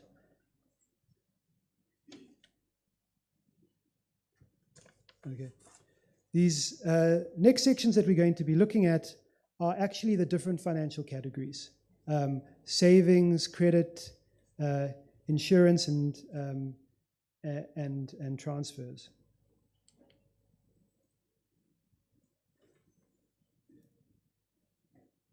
So the first thing to see over here is that there's been an increase in the use of digital transfer services. This has gone up from 57% in 2018 to 64% of adults in 2023. We can see that there are gender gaps and urban-rural gaps. So men are dominating women in the use of digital transfers, and that's also the case with urban and rural areas. The other thing to note over here is that digital transfers are about sending money. It's about sort of remittances, but digital payments is really low. It doesn't really feature, and it's transfers that are dominating digital usage. The next thing that we have here is on savings. What we can see over here is that there's been a significant increase in the proportion of Ugandans that save. So in 2018, 54% of Ugandan adults were saving, and that's up to 60% in 2023. The main purpose of saving is dominated with help with regular expenses. We could see that. That's the first dimension of financial health, where mobilizing of funds was the main way that people coped, including mobilizing savings. The use of savings for shocks has declined significantly. It was 26% in 2018. It's down to 14% in 2023. And then there has been increases in those that are saving for productive uses. So more are saving for housing, for business purposes, and for agriculture. So that's a positive. But this saving that can be directed for productive investments could be a source for generating growth in the future. It's definitely something to watch and something to be encouraged by.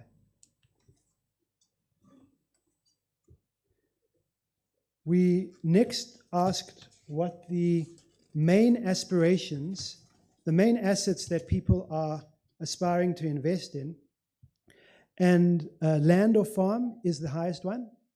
A bit more than a third of Ugandan adults are aspiring for land or farm. We can see this really big increase in those who have not thought about assets, from 5% in 2018 to 22% in 2023. And I think what's happening over here is that this is another dimension where the much younger Ugandan population in 2023 compared to 2018 is apparent. Outside of housing, farming, and running a business are the dominant investment aspirations for Ugandans. And on this next slide, for those who have investment aspirations, we ask, how are you financing those aspirations? And the main way that people are financing is by farming to make extra money, and then also saving to put money aside. So saving into those aspirations and into mobilizing that. We can see that there's also a large number of Ugandans with financing, with asset aspirations that say they haven't thought about it. So they might aspire to have a house, but they haven't thought about how to finance that. But that has declined since 2018. So in 2018, 39% said they haven't thought about it. In 2023, 23% say that they haven't thought about it. But overall, farming and savings are the main ways that asset aspirations are being financed.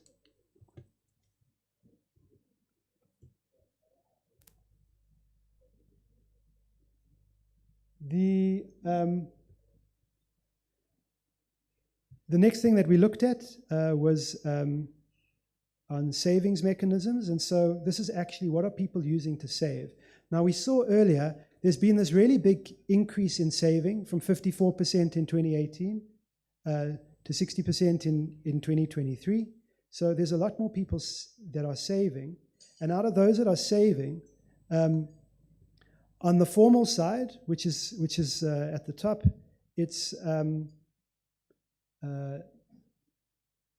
Mobile money is the largest source that people are using to save. 42% of Ugandan adults are saving with mobile money.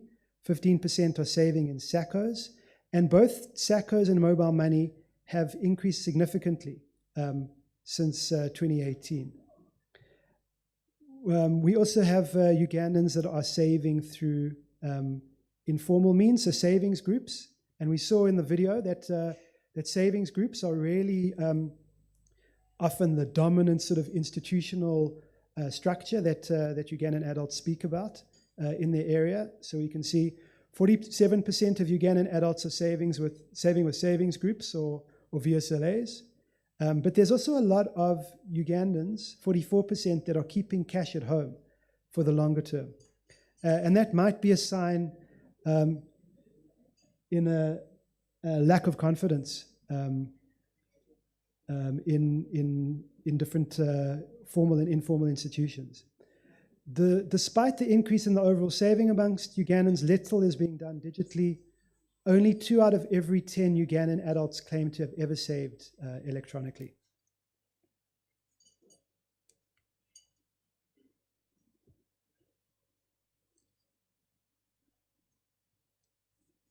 We then were looking at credit, and here we have, you can see that Ugandans are moving away from credit. So on the left-hand side, we're looking at how people are borrowing. In 2023, only 15% of adults had borrowed and were still owing money. That compared to 23% of adults in 2018. So there's been a big decline in borrowing. Those who take credit are mainly borrowing to cover regular expenses. So you can see 44% of Ugandan adults, they're borrowing to help with regular expenses. We could see this in terms of the first dimension of financial health, that mobilizing of funds. It's also again coming from the borrowing. After that, 22% are borrowing for business purposes.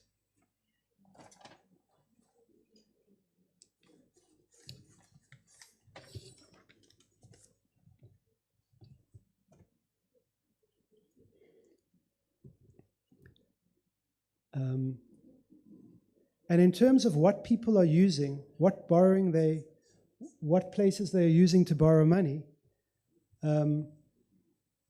what we see here is that on the formal side, SACCOs and banks, SACCOs and mobile money service providers at 16% are the largest institutions that are being used, and then banks follow that. But when it comes to credit, and once again, we saw the dominance of savings groups. When it comes to credit, it's actually SACCOs and friends and family that are the biggest sources of credit. So, in terms of all sources of credit, it's savings groups and family and friends that dominate. On the formal side, it's SACCOs and mobile money that feature. In terms of insurance, in 2023, 2% of Ugandan adults are using insurance in their own name. That's up from 1% in 2018. So there's been an increase in the uptake of formal insurance from 1 to 2%. But what we have seen, and this is from the Insurance Regulatory Authority, is that even though 2% of adults have insurance in their own name, when we're looking at administrative data, it's estimated that 5% of all Ugandans are covered through some kind of insurance. There's also been a drop in the proportion of adults that are belonging to a burial society.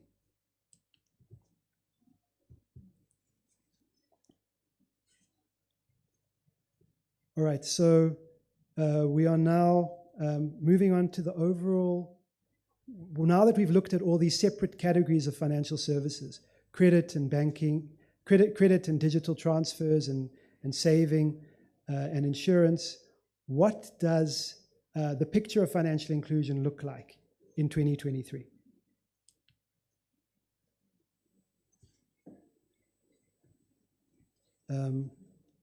So what we've got over here is a structure of how we look at financial inclusion and how financial inclusion breaks down.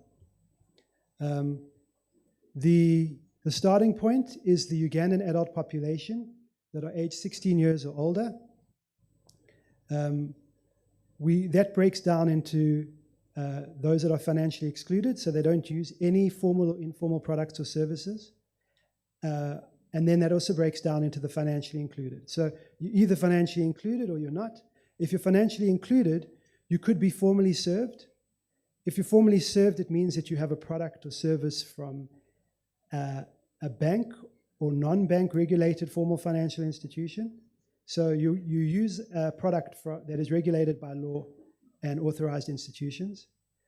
For the informally served, they could be using financial products or services that are not regulated and outside the legal framework.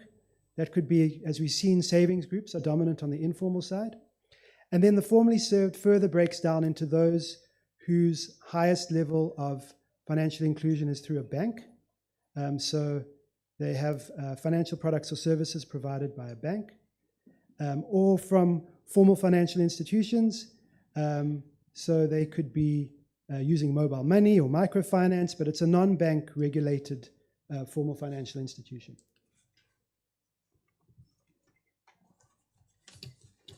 Now a little bit more information on these categories. When it comes to banks, what do we include under banks? We include commercial banks, credit institutions, and MDIs. For non-bank formal, we include insurance companies, SACCOs, MFIs and microlenders, remittance companies, mobile money, pensions, and capital market investments. For the informal, that's savings groups, VSLAs and ROSCAs, burial societies, and informal money lenders. And then you could be financially excluded, but it doesn't mean that you're not using some kind of it doesn't mean that you're not using finance in one way or another. So for the excluded, if they're using friends or family, if they are saving at home or in kind, or if they might be getting credit on the book from a shop, they could still be, they're using some form of finance, but it's not formal or informal classified. So the excluded could still include people that are doing some kind of finance with their friends and family and with shops or even saving at home.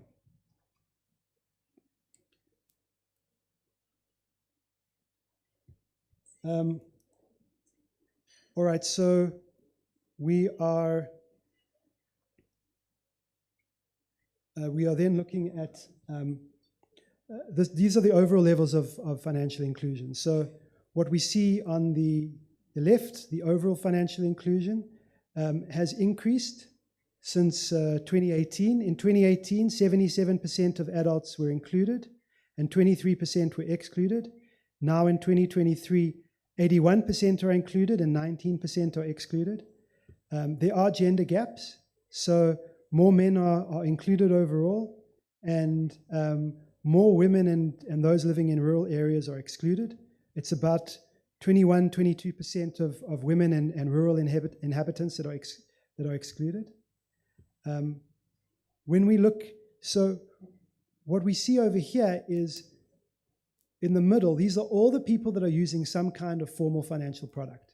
We know that it's driven by mobile money, but we've also seen that SACCOs feature and that banks feature. So when you combine all of those people, 68% of adults in 2023 are included formally, are using some kind of formal financial provider or product.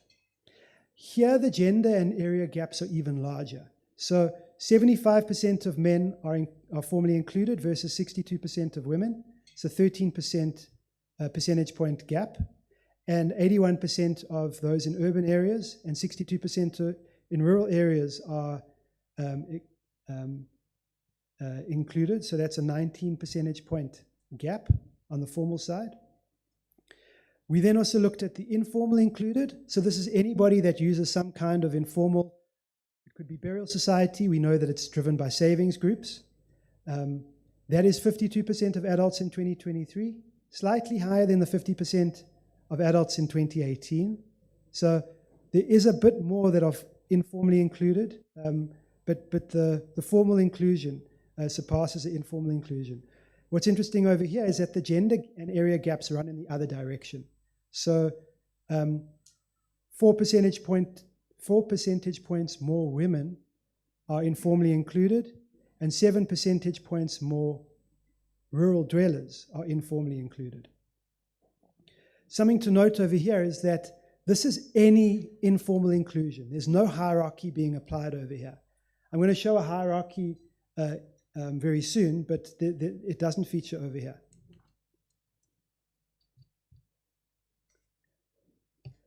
On the formal side, mobile money is the most used service provider. So 64% of Ugandan adults are using mobile money. That's an increase on 56% in 2018. We can see there's also an increase in the percentage of Ugandan adults using commercial banks. It's now 14%. We saw in the savings section that SACCOs have gone up a lot. So in 2018, 5% of Ugandan adults were using SACCOs. In 2023, that's 14%. There's been an increase in pensions. It's gone up to 4% from 2% in 2018. And insurance, we also saw went up from 1 to 2%.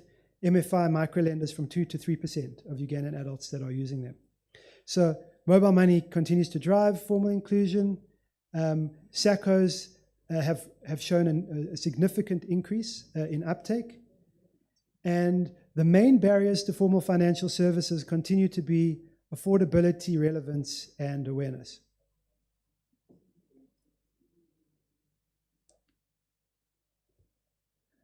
On the informal side, we know that savings groups are what really drives informal financial services. We've seen on the formal side that there's been increases in financial inclusion, but the same percentage of adults, that's 42%, are using savings groups in 2023 as in 2018. We've already seen that burial societies went down to 10% of adults using them. And then what is interesting is that informal money lenders is something that's increasing.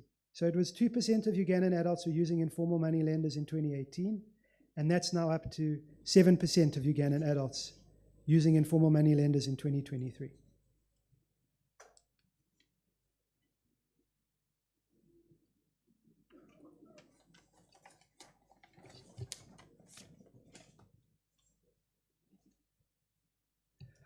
I mentioned that the earlier slide I showed with formal and informal uptake didn't have a hierarchy. We now have a hierarchy when it comes to the access strand. So on the left, you can see the adults, men and women, rural, urban. In the middle is the main source of income. And on the right are the regions, the access strand on these things. So what we see is that adults who have or use formal services are more likely to be men, urban-based, and formally employed. Those most likely to be relying on informal services only, the ones in green. And those who rely on informal services only is much smaller than those who use any informal services. Because most of the Ugandans that are using informal services are also using formal services, probably mobile money. But we can see that those who only rely on informal services are more likely to be women, rural-based, traders, and casual laborers. And I mentioned earlier that financially excluded, these are people that could still be saving or borrowing with friends and family or saving at home. The financially excluded, which is in red, they're more likely to be women, to be rural-based, to live in the eastern region, to earn money as dependents or as casual laborers. And then we're looking at some comparative access strands. So on the left, we are looking at how the access strand has changed since 2009. On the right is the comparison of the access strand with other countries in the East African community. So the first thing to note is that in 2009, 30% of Ugandan adults were excluded. That came down in 2013 and sort of went up a little bit in 2018, and it's now down to 19% of Ugandan adults that are financially excluded. What's interesting when we compare 2009 and 2023 is that the largest way that Ugandan adults were included was through informal financial services, savings groups most likely. We know that in 2009, that's when mobile money started, and so we can see from 2013 that mobile money became the dominant way that Ugandan adults were included. It doesn't mean that they stopped using savings groups, it just means on the hierarchy, they had mobile money as their way of being included. And that's continued over time, so now we can see that in 2023. The other thing that's really interesting is that in 2009, a greater proportion of Ugandan adults were included through banks. 21% were banked. That went down to 19% in 2013. It went down to 11% in 2018. And now we see a reversal. So it's gone up to 14% of Ugandan adults are using banks in 2023, which suggests that there might be something that banks are offering that they haven't offered before. There could be this value proposition, or maybe the Ugandan adults, we've seen the shift towards more salary and wage earners. Maybe the labor market's also changing, but banks are we're starting to see a sort of bit more of an increasing prominence and a reversal of a trend. On the right-hand side, we are comparing the East African community, and what we see over here is that Uganda and Tanzania have a very similar, at a high level, when it comes to the makeup of financial inclusion, it's very similar. So both countries, 19% of adults are excluded. Tanzania has a slightly greater proportion that are banked and a slightly greater proportion that are using mobile money, but it is very similar. And then we can see that Rwanda has the lowest proportion of adults that are financially excluded in the East African community, and higher proportion of those that are banked. And Kenya also has a higher proportion that are banked as well as that are using mobile money. All right, so just to summarize the key points that we've seen, the key headline notes in terms of Finscope Uganda 2023 and financial inclusion. So what we see is that the adult population has grown significantly and on average is notably younger. This may be the most important dynamic, this much larger youth population, the most important dynamic that drives socioeconomic changes in financial inclusion policy. We see that trading is the most prevalent income source, but that salaries, wages, and service business incomes are growing. We see that mobile phone ownership and internet use have significantly grown, but that there are large gender and area gaps when it comes to mobile phone ownership and internet use. And we see those gaps continue in other places as well. Green growth and climate finance was a new addition, and we can see that although the concepts are less familiar and a challenge for a largely poor population, many are already using sustainable farming practices, particularly when it comes to mitigating green gas emissions and to capturing those carbon emissions. There are positive aspects to Ugandan financial health as well as scope to improve. So although more Ugandans are tracking their spending, most claim insufficient earnings to cover that spending. We saw that big shift in terms of not having enough money and that there's mobilizing of finance through savings, through borrowing from friends and family, through borrowing as well as asking friends and family for assistance. We see that almost all Ugandans experienced unexpected expenses in the previous year. Savings is the key strategy many are using to smooth these expected and unexpected expenses. And then we also see half of youth do not have a strategy to be financially secure in the future. And that's obviously, with an increasingly youthful population, a big challenge and something to focus on when it comes to, I suppose, programs of financial capability and equipping youth to cope with the financial future. We see that formal financial inclusion has increased, driven by greater mobile money uptake, and an increasingly youthful population poses challenges to reducing financial exclusion. Dependents have the highest proportion of the excluded. Exclusion also skews to women, rural dwellers, those living in the eastern region, and those who earn their money from casual labor. Thank you very much.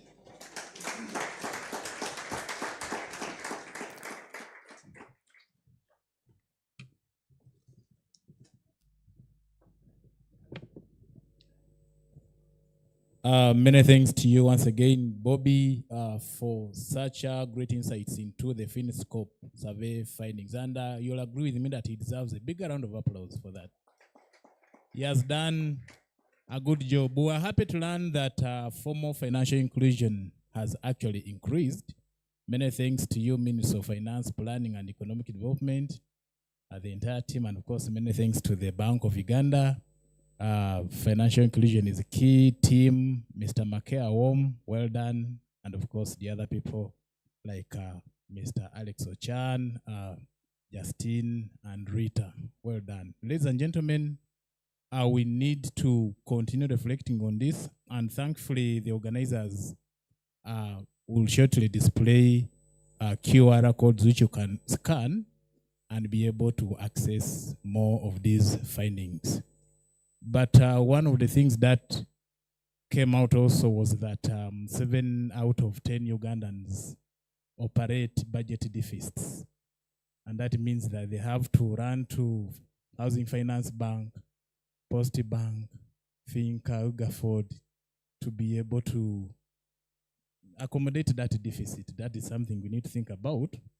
But Bobby did not tell us whether the sample included some of us who are seated here.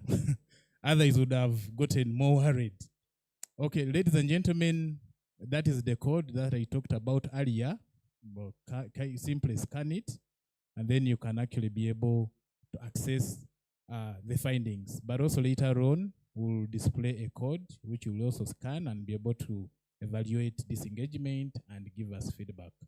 So I'll give you a few seconds for you to scan. And then before we go to the next item. But once again, want to thank you so much for coming and to be part of the team that is witnessing the official release and dissemination of the Finscope 2023 survey findings by way of the launch. We've also been informed that our chief guest, who was meant to be with us, who is the ED Obos, has not been able to make it because he's held up in making census arrangements.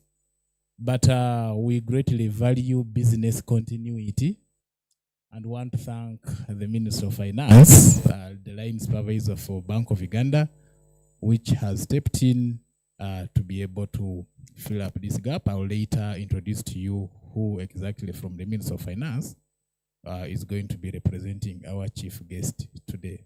So ladies and gentlemen, let me now invite you to watch a video for you to appreciate the kind of financial lives Ugandans are living.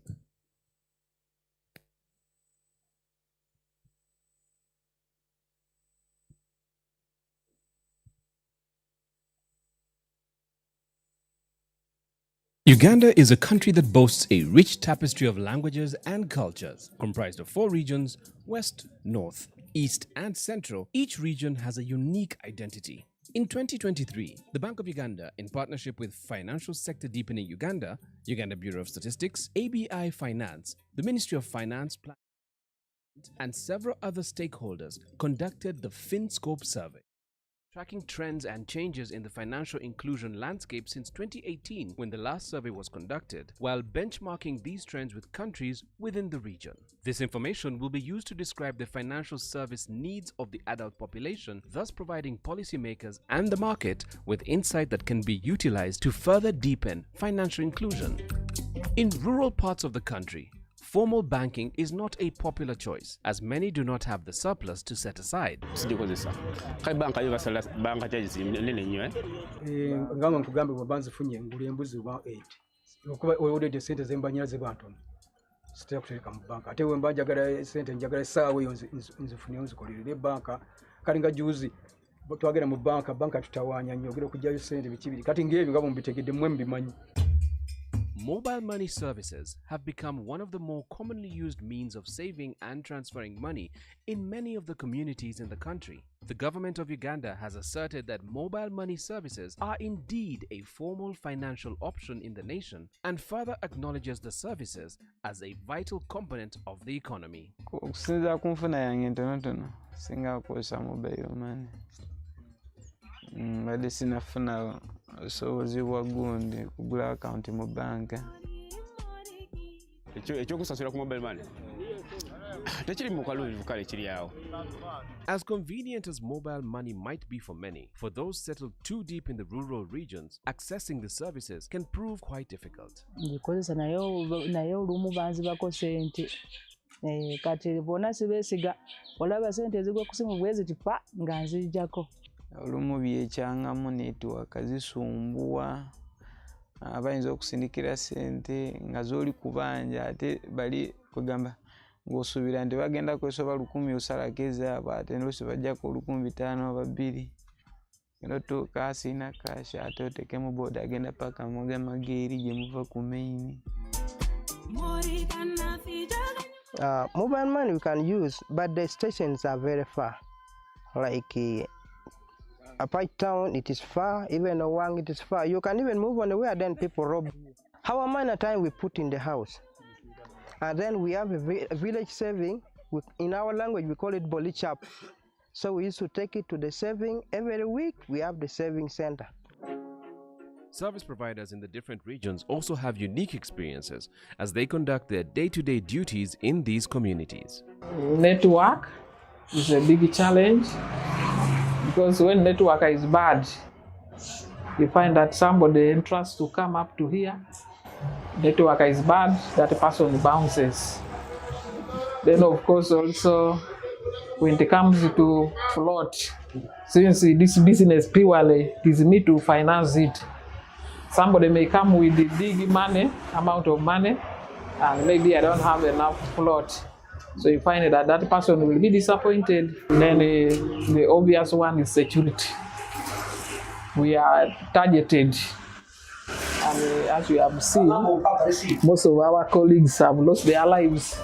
Another alternative financial service is the village saving groups. These organizations are designed to cater to the specific needs of the communities they operate in. Baba tibwana busente nti buli awo bungi. Oluisi buba oba bakusindikira emitwalo 2, oluisi mulala kitundu, oluisi 5,000 wabutoolayo wabukozesa. Butoola ku nganta iri mu kabiina. Kuba baba bampaire oba mitwalo 2 nsobola okutoola ku oba 5,000 n'ata mu kabiina. Tekana nwangu sente agwa kukecha isha. Kana cha kutiyukudu. In the urban regions of the country, formal banking has a firmer footing as many opt for it to conduct their larger transactions and savings. I saved a little. Reason being, nti bw'obeera ne sente at cash ng'ozina mu ngalo nga ffe abakazi twagala nnyo ebirungi. You get? Ogenda toola sente ezo oguleko akagato oba oguleko the necklace. Naye bw'oba ng'olina esente ezo mu banka tekikubeerera kyangu to spend anyhowly. Embeerako n'akasente ak'okutereka ate nkateeka mu banka.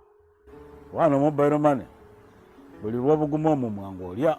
Zino za mobile money ze zitambuza emirimu ezirwana ebizibu zibeera mu banka eyo. The Finscope 2023 survey data represents an adult population of 24.6 million and forms a crucial component of the Ugandan government's efforts to gain deeper insights into the financial behaviors of its citizens. These insights contribute to shaping various facets such as policy formulation, infrastructure design and development, and pinpointing key sectors for investment within the economy. By undertaking the diverse needs of its people, Uganda can pave way for a future where all citizens can participate meaningfully in economic opportunities and prosperity through financial inclusion.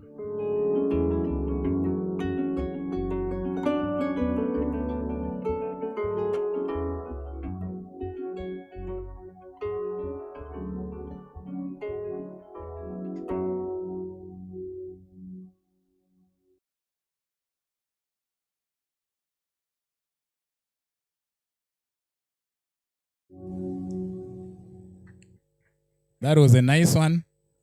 And want to thank FSDU for being part of the team that prepared that. Ladies and gentlemen, time is certainly not on our side. I know we've had a lot to do with the survey findings, but there is one question that keeps on lingering in our minds. What is the implication of this Finscope 2023 survey findings to the financial sector? And this morning, I am privileged to have a team of panelists which is going to dissect that aspect and be able to highlight some of these implications. The moderator for this team is someone who is an economist specializing in financial sector development, financial inclusion, competition, and economic regulation in East and Southern Africa. She is currently serving as the intervention manager and business environment stroke gender focal person at the financial sector deepening Uganda FSD. Her work focuses on creating an enabling regulatory environment, digital market infrastructure for affordable digital financial services to marginalized populations.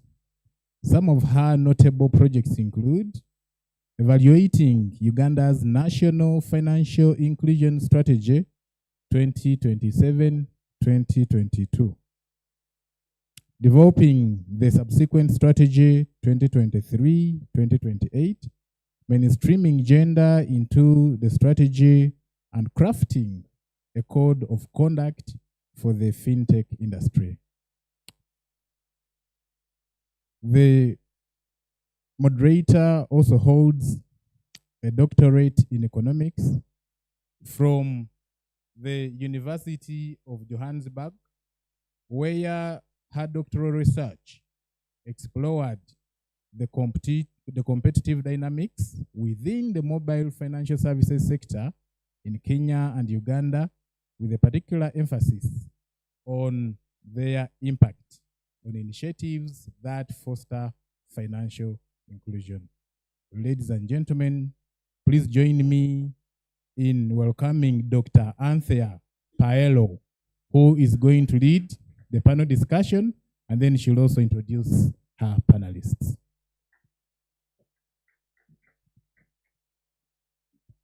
Thank you so much, MC. Good morning, everyone.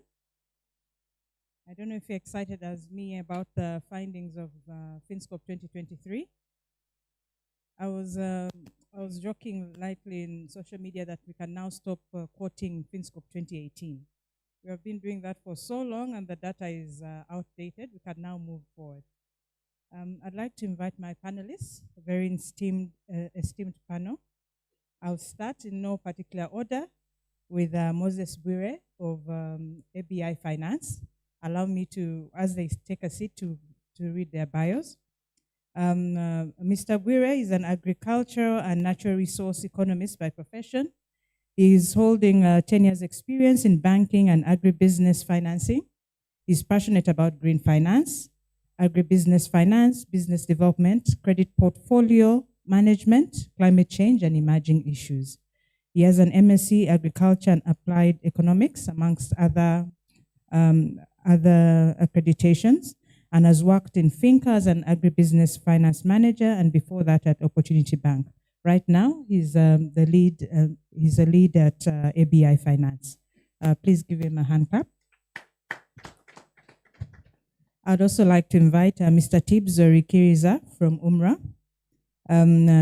Tibbs holds a master's degree in business administration from the Uganda Matters University and a bachelor's degree of economics at Makerere University. He has worked in the microfinance and commercial banking industry as a manager and a credit analyst. He has also worked with international organizations as a financial analyst. At the moment, he's working with UMRA as the manager microfinance institutions. He's in charge of SACCOs in Uganda. Please give him a clap. My next panelist is also the Vice Chair of the Finscope Secretariat, Ms. Patricia Mito Lutwama.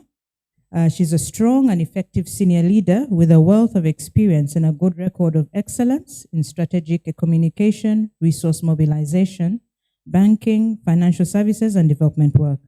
She expertly engages with diverse stakeholders and skillfully manages relationships with external and internal partners. Through her role as Head Communications and Corporate Affairs at Uganda Bankers Association, she has championed the rebranding of UBA and has also worked with the leadership to continuously increase visibility of the work of the association across key stakeholder audiences. She holds a master's degree focused on business administration and management from ESAMI and a Bachelor of Science degree in quantitative economics from Makerere University. Please clap for Patricia. My last, but certainly not the least, panelist is from the Insurance Regulatory Authority, Mr. Sande Protasio.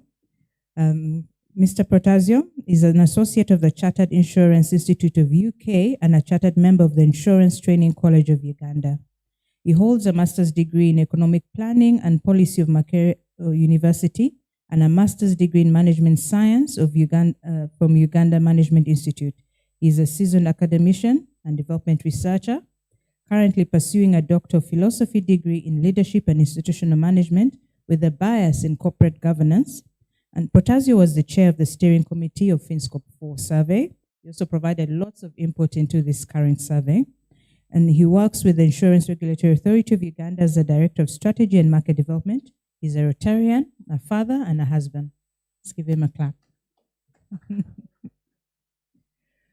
All right, thank you so much. Because we don't have a lot of time, I'm going to go straight into it so we can enable you to ask a few questions here and there. And I'm going to start with green finance. It's the new person on the block. So let's get into it. Mr. Bwire, why green finance? Why have we included it? Why is it important? Thank you very much, Madam Moderator. Hope I'm loud and clear. Am I loud and clear?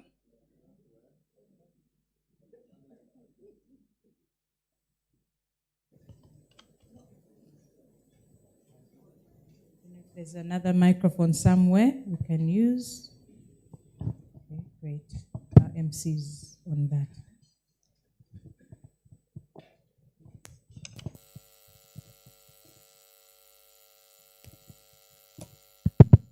Thank you very much. Good morning to members or audience in the room and those online.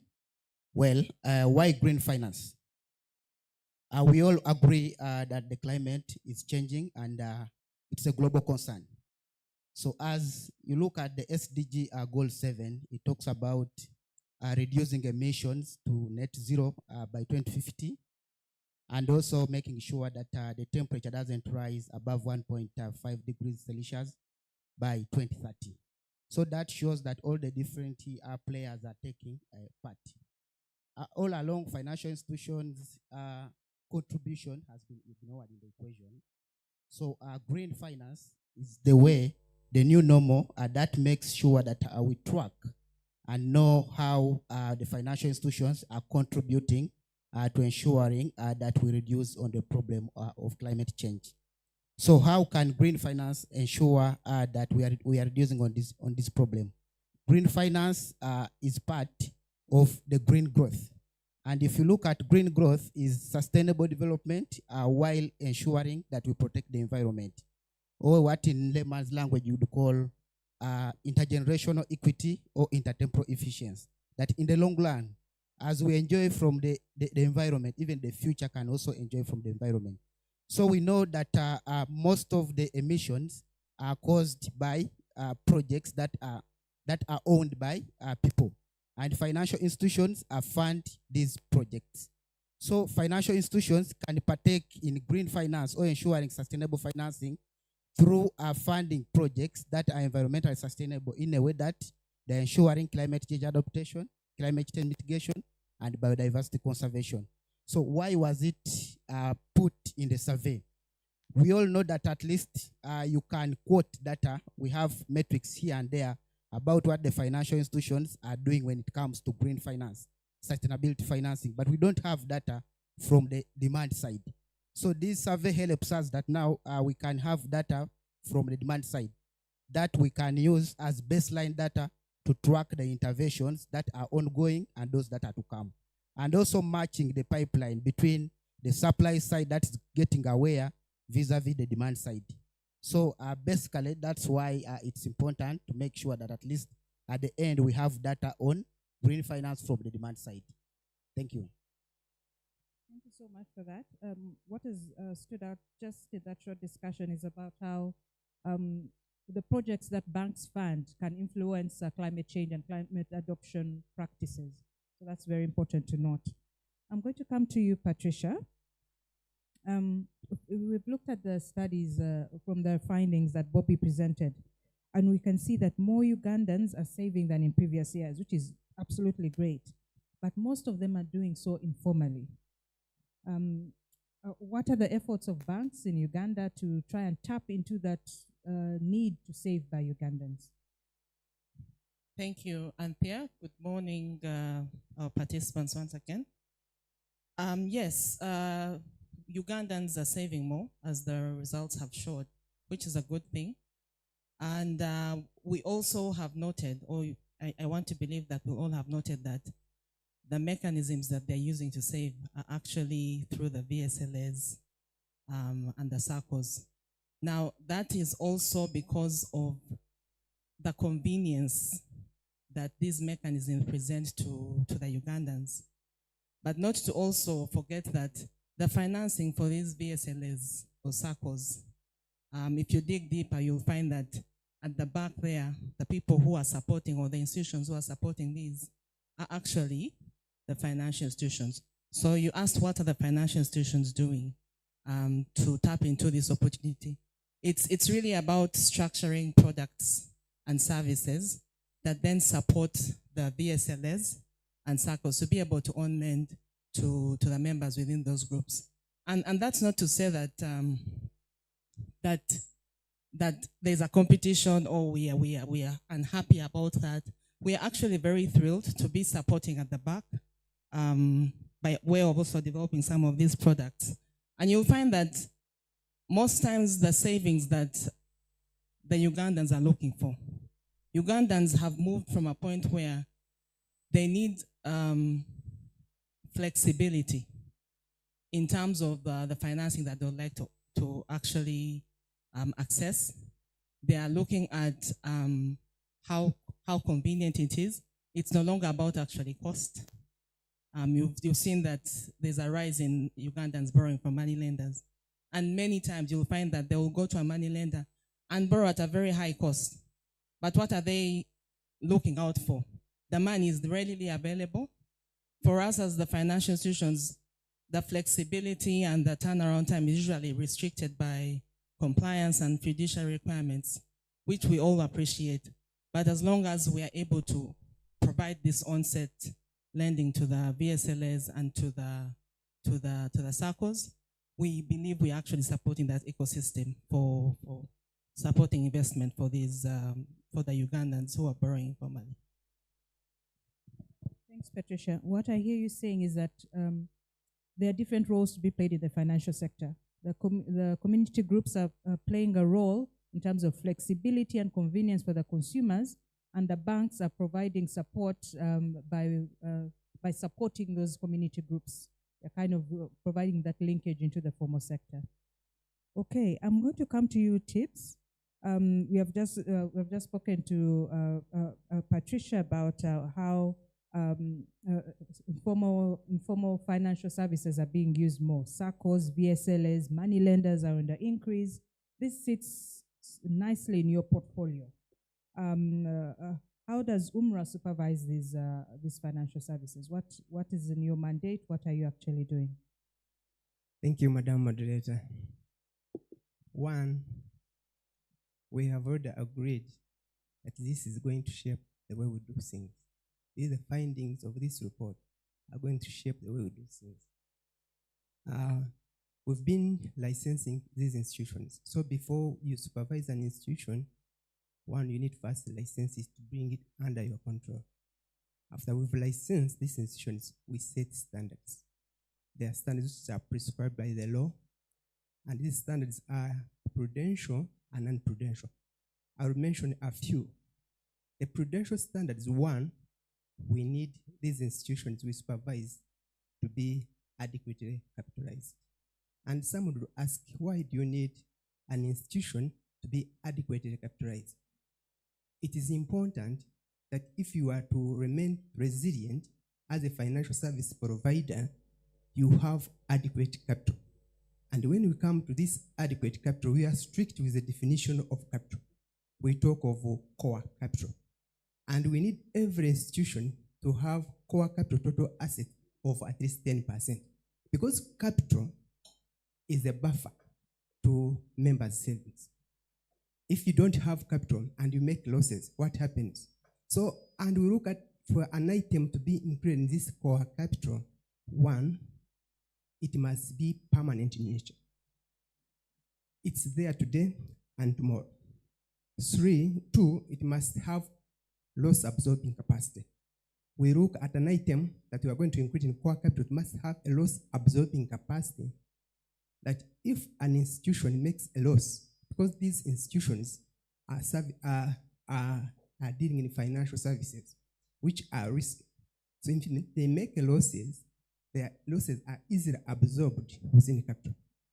We also look at liquidity. Like, for instance, if you go to an institution, you've deposited your money, 10 million, you want to withdraw it and you can't withdraw it, that will be an embarrassment. That institution is likely even to collapse. So we require institutions we supervise to be liquid enough so that they are able to meet their financial obligations as and when they fall due. So we expect at least 15% of their liquid assets, when you divide by total liabilities, short-term liabilities, and deposits, to be at least 15%. We also look at non-earning assets. We don't expect institutions like circles that deal in financial services to invest heavily in non-earning assets. We restrict that also. We also look at portfolio quality. Portfolio. You know, the biggest asset of a circle of this financial institution should be loan portfolio. But at times we get challenges where you don't determine the portfolio, the net portfolio. We have had challenges with, I'm sorry to say, the auditors. They look at the previous portfolio, they add what they dispersed during that period, they subtract what has been paid. We don't look at it that way. We expect an institution, when you've disbursed a loan, to make provisions. At least provide 1% for all loans that are performing, because you don't know what is going to happen in the future. Put 1% as provision for loan losses. And those loans which are not being paid for 1 day to 30 days, we provide 5%. Those ones, 30 days to 90 days, we provide 25%. Those ones above 90 days, 80, we provide 50%. And those are above 180 days, we expect you to provide 100%. So provision, those are the few prudential we look at, but there are quite many. But when we are supervising, we also give guidelines. Like recently, we gave guidelines for digital lenders. You know, there have been a nuisance. So we've just come up and given guidelines. How do you identify a customer? How do you include somebody to be a guarantor? We also issued guidelines to self-help groups. The self-help groups, they include these VSLs and LOSCAs. We have given guidelines how they should form such a self-help groups, how they should choose leaders, what type of leaders, role of the leaders, and how they do reporting. The other way, we also conduct performing hearing. You can imagine you can have an institution that is making losses,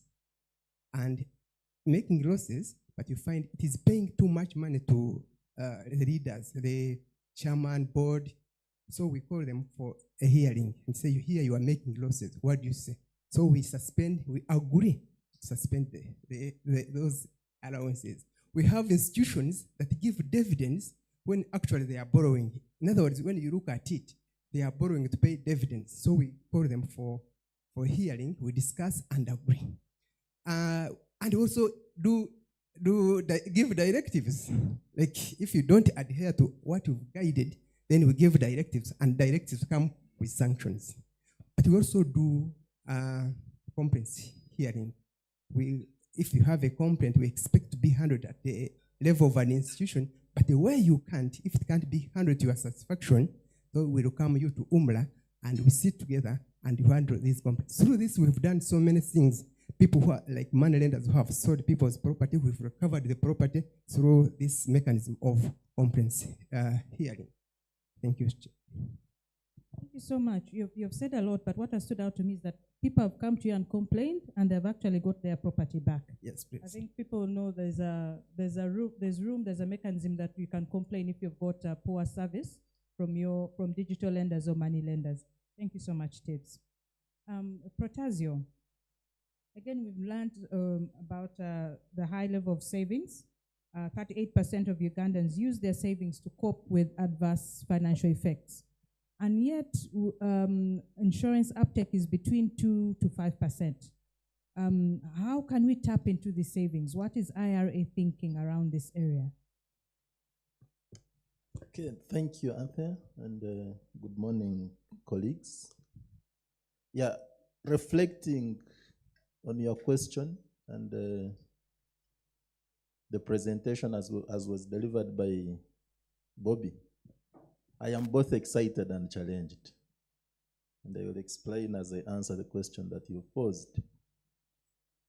Certainly, it's good news that more Ugandans are saving, because you must have money to tap into insurance opportunities. Insurance provides one of a very attractive vehicles for saving when you're looking at the future. But I was reflecting on the savings, and maybe the details could be in the report. And I'm thinking about what is being saved in terms of how much is being saved. I have seen most people saving for expenses and wondering whether I should be excited that the insurance now is going to tap into these savings and grow. So yes, one of the lessons which we take as the insurance industry is that we need, and maybe we shall push through a request to look at the details of the data. We do data mining and see if we can tap into this growth and come up with appropriate products that can appeal to the 3%. I'm talking about the 3% because I've already heard that 7 out of 10 are actually living on a deficit budget. So we are looking at the 3 out of 10. So how can we come up with products that can appeal to these 3, whom I also imagine could be having a lot of competing needs? So as a sector, the products that we have are available, and I was trying to speak to a few colleagues here, asking them, do you have an insurance product? Because I imagine they are the 3 out of 10 in this room. Some of them were saying no, maybe for the employer, but from my money, from my account, I do not have.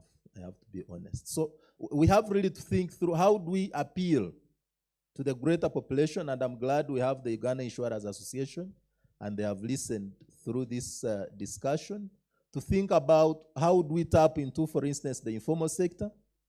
A lot of focus has been on the formal, the salaried people, whom I'm also glad that the numbers are going up. But the informal, we have recently we have seen the growth in the micro insurance business. Majority of them are focusing at the informal, the market people, the border cyclists, the Chikubo people. And we are seeing some traction in terms of numbers, though there is still a lot to do because people have not appreciated insurance. What we see is that many of them buy, but sustaining the cover is a challenge. You know, unlike most purchases, insurance contracts are more, especially the savings-related products, are more long-term. For you to benefit, you need to save.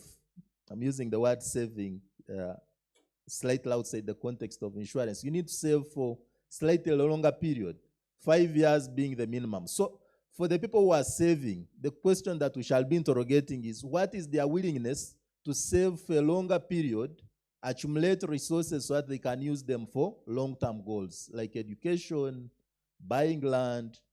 We have products for marriage. Some people are saving for marriage. People are getting tired of meetings and begging people to contribute money. So the market has come up with such products where you can put aside small monies over time and you are able to fund your introduction or wedding with minimal effort. You are able to fund your child's education. You are able to buy land and build a house. So as I summarize, I want to say that these findings are critical, but probably, and I want to recommend to FSDU and Bank of Uganda, that if beyond this, if we could have some thematic discussions where we dive deep into the data and get further insights for the relevance of individual sectors. Thank you, Protazio. You raise a very important issue. I had not got that link between increased savings and increased potential to dive into other or to acquire other services such as insurance. So that was very good linkage. Thank you. And we do intend to go into thematic reports in partnership with the different partners in this room. Would really like to explore going into the data. We have a lot of it. How can we understand it a bit more to provide a better quality of service for the sector? I'm going to do another round, and then I'll invite the audience to also ask their questions, which I know are burning. Okay. Back to you, Mr. Bwire.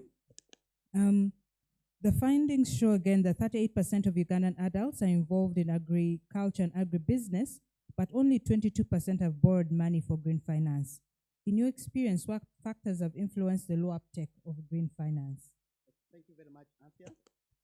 One, there's low awareness on the demand side, and this has been there's low awareness on the demand side, and this has been ably showed by the results. The survey where you've seen that only 11% are aware, that's general population, and 22% out of the 38% that brought for agribusiness. Then also there's skill gap on the supply side, and we know it's the supply side that induces the sales. So in terms of underwriting, which projects are falling under green finance, so there's some sort of gap there in knowledge.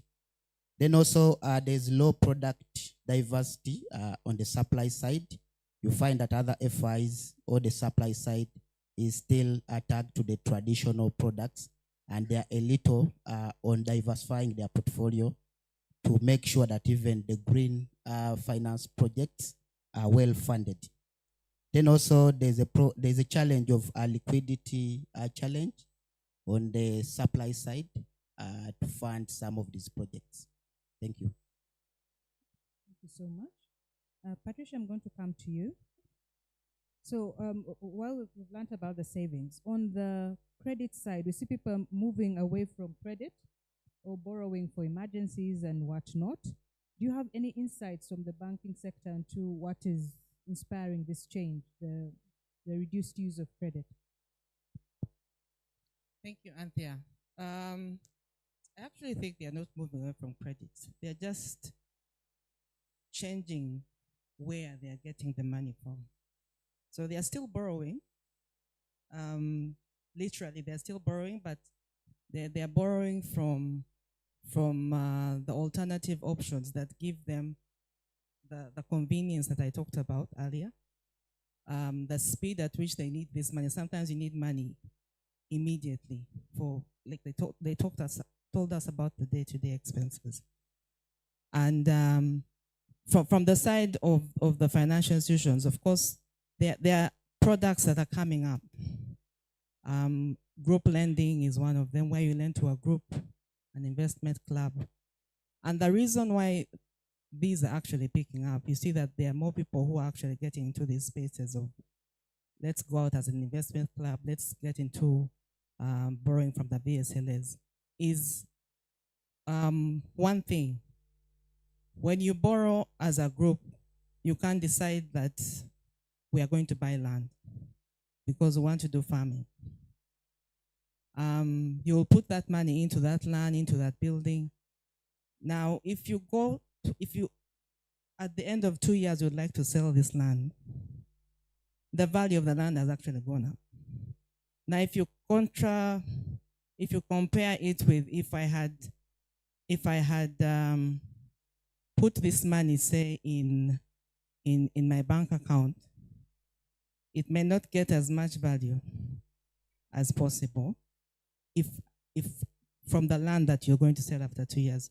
So we are aware that yes, there are alternatives that have come on the market to support with lending, but that does not mean the financial institutions are not lending. They're actually lending and will continue lending because that's the core business of the financial institutions, but being complemented by these other alternatives where people are looking for income now. If you look at the market vendors, I'll give you a very quick example of how turnaround time is very critical, specifically for the sectors. If you look at a market vendor and you just go and position yourself, say in Kalere, there is this one agent who people go and borrow money from in the morning because they would like to buy goods, purchase. But I will tell you that this money, once they have bought and they have bought their goods or products and they have sold, they're actually refunding that money that very day to the vendors. So that's a need that has been established in the market. Now, you will not come to a financial institution for that kind of lending, but there's an alternative. And we are saying we are happy to support with designing products that actually then support their own lending to the customers. Yeah. Thank you, Patricia, for that nuance into the credit behavior. We're unfortunately running out of time, so I'm just going to give you 1 minute tips and 1 minute as well to you, Sunday. Tips, I'm going to ask you about, we know that mobile phones and digital loans, you had already alluded to it, are on the increase. And this leaves consumers very vulnerable. What is UMRA doing about it? If you can answer that in about 1 minute or so. Thank you, Madam Moderator. We have already said that digital lenders had become a nuisance because the way they do recovery is funny. If you've borrowed, you bear witness with me. So I've already said, we've given guidelines that this is how you are supposed to do your business. If everybody who is in the phone book, somebody's phone book, cannot be a guarantor, identify at least 2 guarantors. When somebody has failed to pay, maybe one point, you can contact. And before you give a loan, contact the guarantors. So we have given guidance that quite a number of them, if you read the guidelines, so to stop this. But furthermore, as I've already said, if the performance is not welcome, we invite you and we discuss, we have that hearing, and we agree on what to do. Then we have also done regulations. We are working on regulations, by the way. We are working with our partner, our relevant authorities to come up with regulations. We've been having consultations, so we are working on that. We've also come up with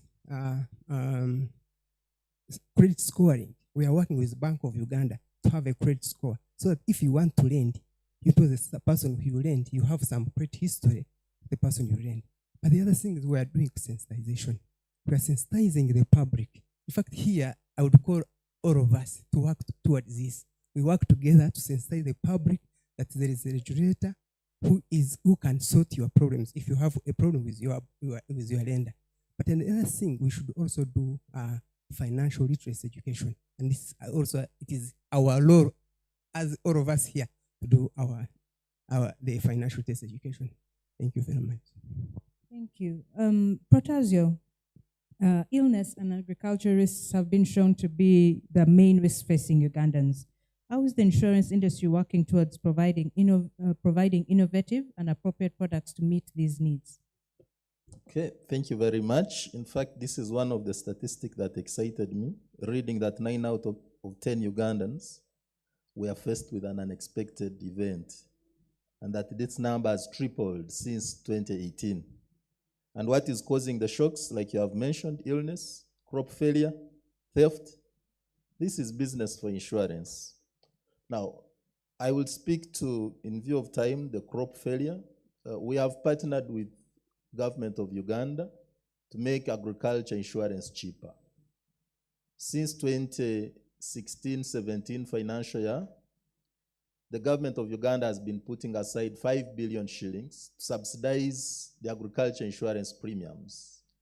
And with this subsidy, new entrants into the agriculture insurance space have averaged at about 240,000 Ugandans accessing.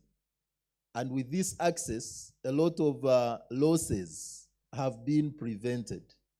And maybe this could explain why also the savings are going up, because people are making some money. They are saving from the otherwise would be losses.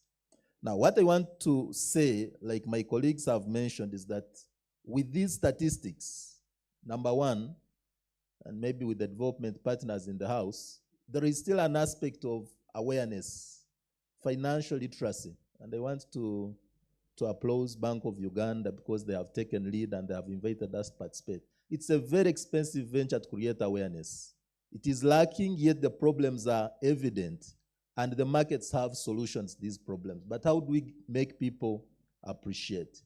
Once we have done that, then the market players will also engage in products that have some level of flexibility, the flexibility that speaks to the needs and expectations of the ordinary Ugandans. We are also again partnering with Ministry of Finance to see how we can support the parish development model. We are expecting to train and roll out about 12,000 insurance agents to support the parish development model at rural areas. That will only succeed, and maybe to my fellow regulators here, will only succeed if we become flexible on the regulatory side. The regulatory expectations for the formal market will have to be very different from the expectations at the local level, because they want things done very fast. These conditions, sign here, sign there, may not deliver value in that market. So an appeal to the fellow regulators, think about how do we make our regulations flexible and meet the needs and expectations of these people once we have created the awareness that is much required. Thank you so much, Protasio. Do we have time for 2 or 3 questions from the audience? Or Mr. MC? Okay. 1 or 2 lucky people. Who's the lucky person?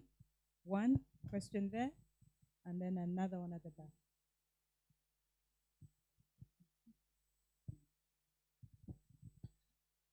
Thank you very much. My name is Daniel Ayebari, and I'm the chairperson of the Uganda Financial Literacy Association. So first of all, we are here, and I'm coming to you. This is information that we need to take down to the grassroots. We have over 2,000 people around the country speaking in the local languages also. Just back to the report, there's one thing that I thought was not mentioned quite emphatically, which is the planning for old age and then estate management, because the cycle still goes on from making the money, saving the money, and growing the money. Do you think that is something we can consider in future? Because we do have another challenge of people who have actually made the money but cannot transfer it to the next generation. And I thought it's better we also get to have those parameters and get some interventions. Thank you.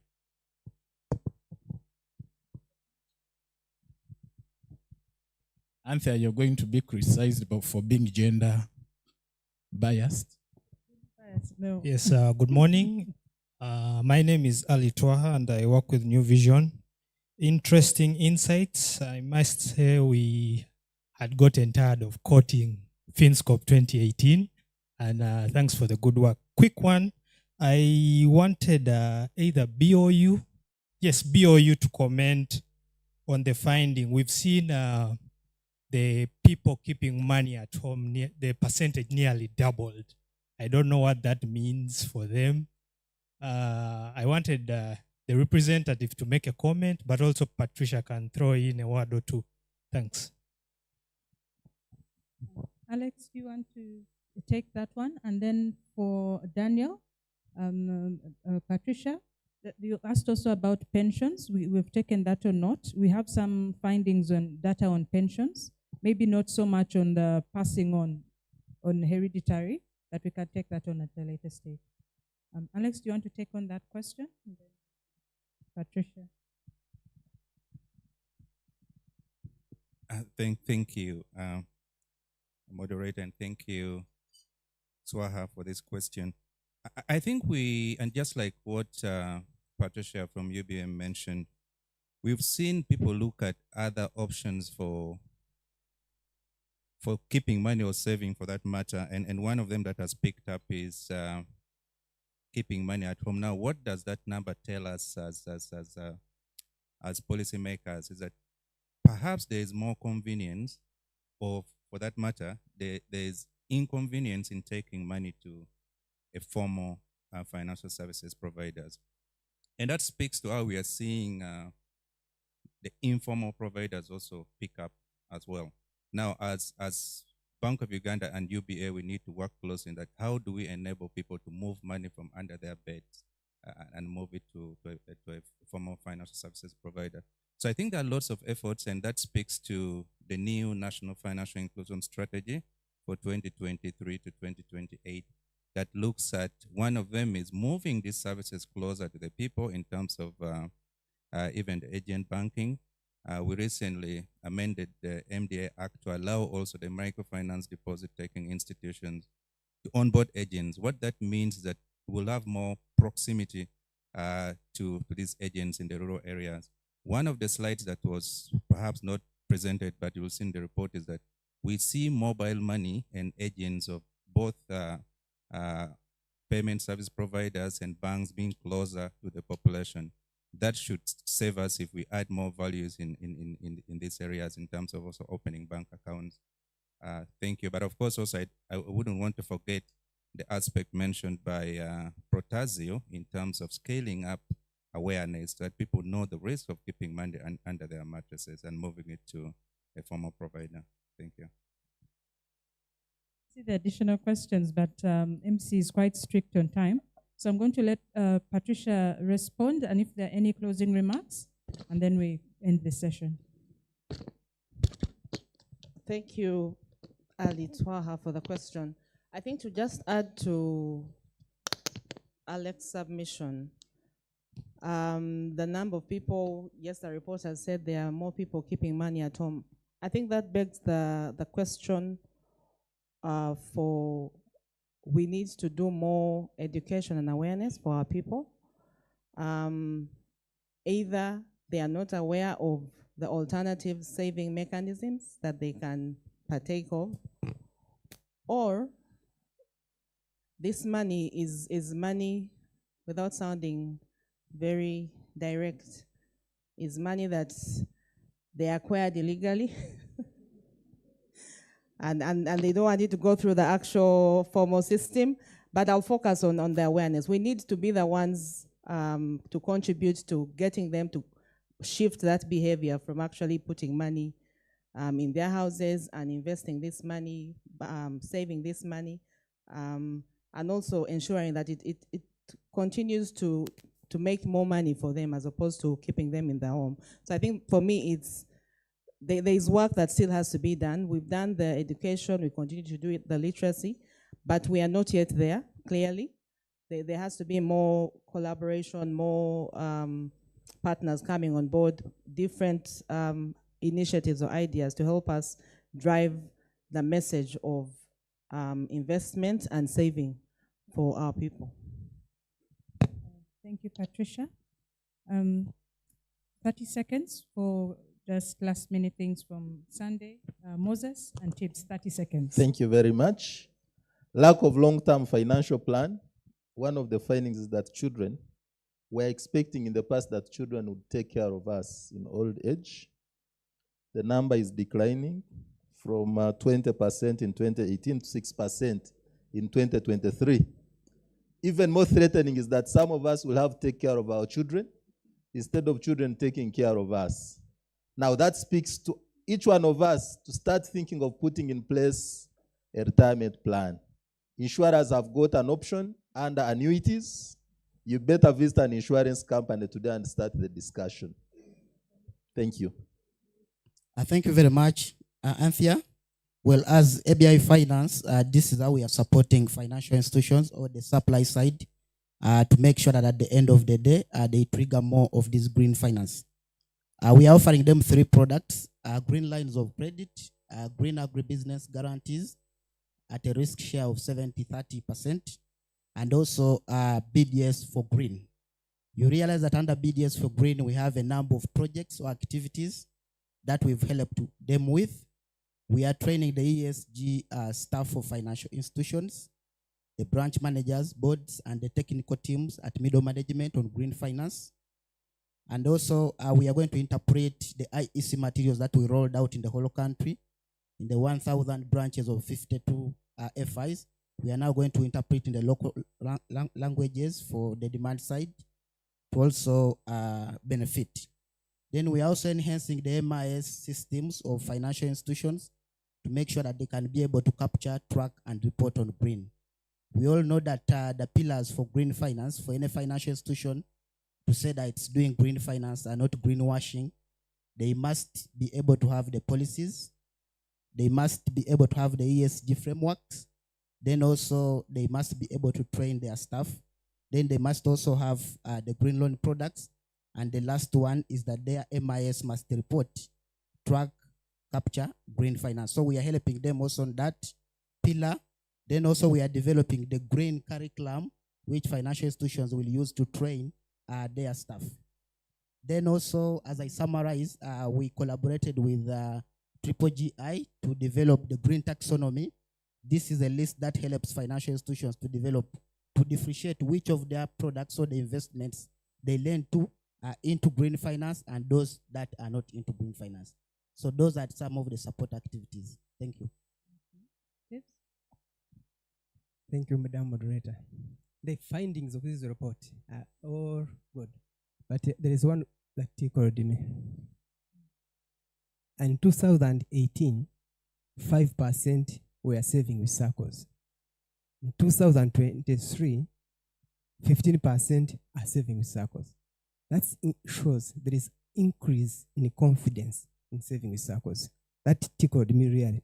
And I thought it would be more than that, because you know, when you go to the villages, you ask, where do you bank?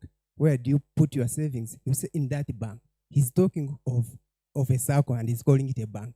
So I don't know how the question was phrased, but I imagine this figure should have been. So there is increased confidence in saving with circles, and maybe that could explain the availability of regulators, which I appreciate. Thank you very much. A big round of applause for the panel.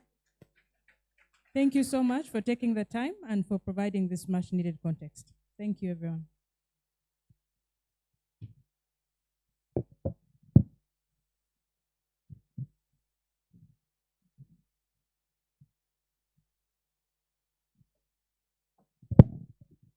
Let's clap for the distinguished team of panelists as they go back. And ladies and gentlemen, we're almost coming to the end of this engagement. 2 or 3 things are pending. 1, the chief guest is going to speak to us.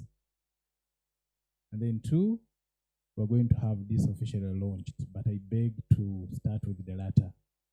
So let's launch and then have the chief guest speaks and closes, and then we take a group photo in that order.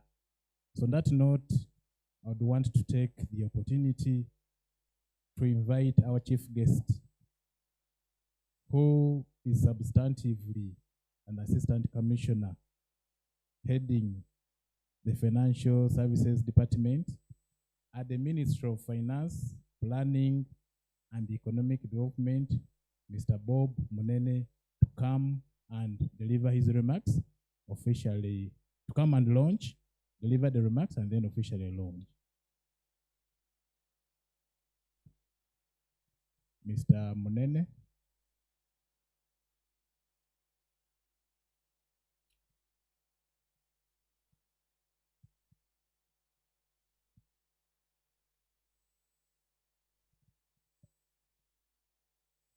Okay, so we're going to have the launch shortly, and the team is just organizing for this.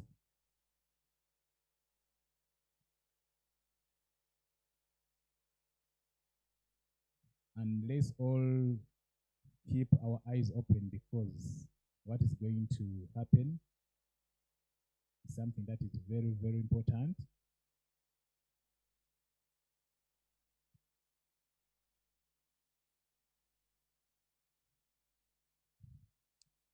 So our chief guest, we are ready to launch. They'll hand over to your marker, and then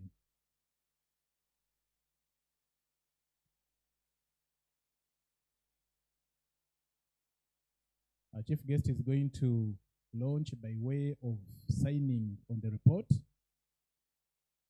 Wherever you find space, sir.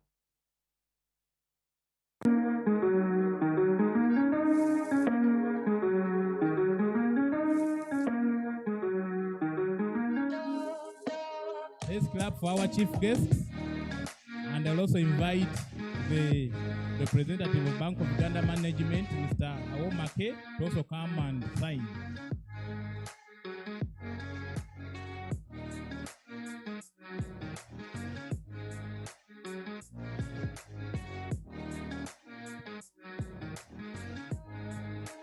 Thank you, Mr. Make Awom, who is representing Bank of Uganda Management. I want to invite FSDU.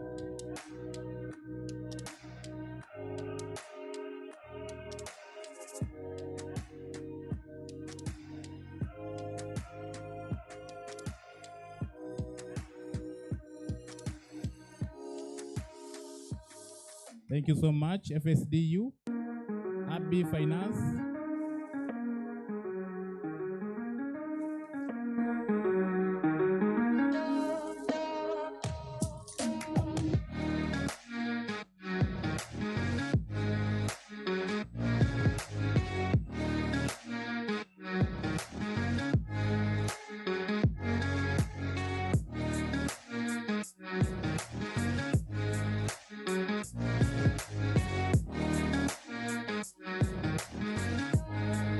Ladies and gentlemen, we are pleased to inform you that the Finscope 2023 survey findings have been officially released and disseminated by way of the launch. Let's clap for ourselves and congratulations.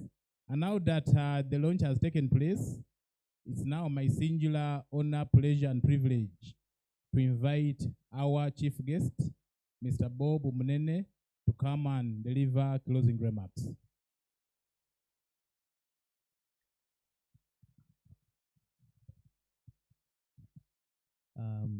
Good afternoon. From the summary of the findings, I think we really have a good story to tell. And where there are gaps with these findings, I hope we are going to make informed decisions to get solutions. I think we need to congratulate ourselves.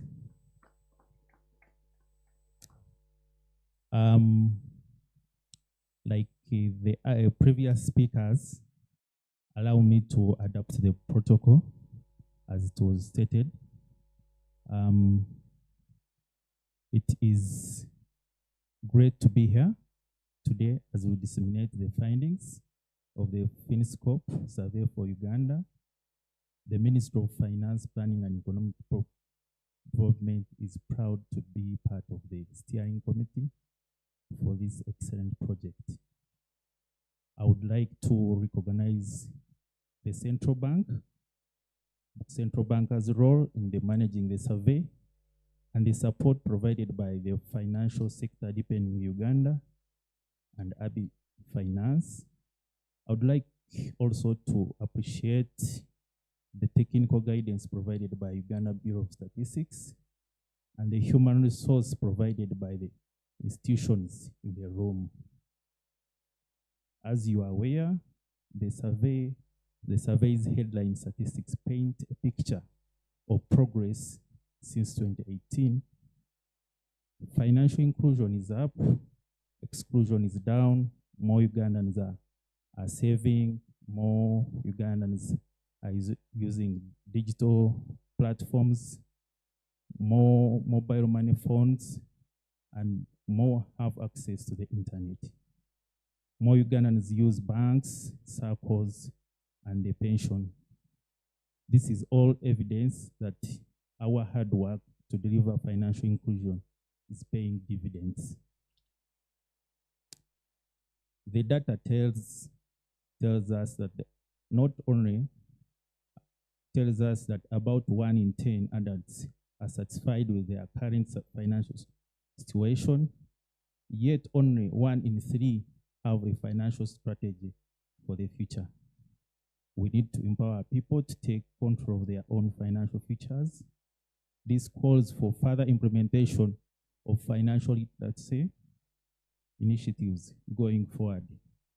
But overall message that emerges from the data is encouraging. More to do, certainly, but the progress is being made. The survey will help us to continue our journey towards financial inclusion. The data is an indispensable ally in the pursuit of effective policy making. It acts as a compass guiding us through the financial landscapes that are ever shifting. These trends are not just useful, but essential. The findings will empower us to act not as assumptions, but as evidence during ensuring that every policy and program is impactful. You saw people are saving for illness. In this case, it calls for Protasio and a group that we should not to sensitize people to enroll for insurance, and more so to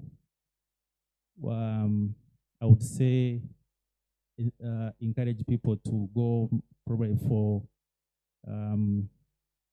health insurance. Like he said, I think he was so excited about the report. Me too, but there is more work to do in that sector. Many of us were here when we were launching the second National Financial Inclusion Strategy 2023-2028. The Finscope data will provide an invaluable baseline against which we can evaluate our progress in implementing the strategy. It is our hope that we regularly carry out future interactions of the Finscope survey to allow us for ongoing evaluation of the strategy. We will integrate these with the results from other studies and surveys, such as the upcoming census, the National Uganda Household Survey, and the Global Findex database to build a comprehensive evidence base. I would like to end my remarks by recalling that data drives development. It is with insights launched today that we can craft more targeted, effective, and sustainable financial policies. I thank you for God and my country.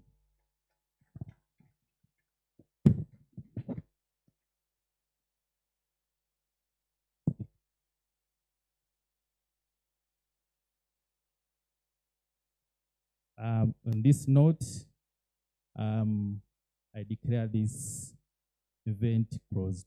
Thank you.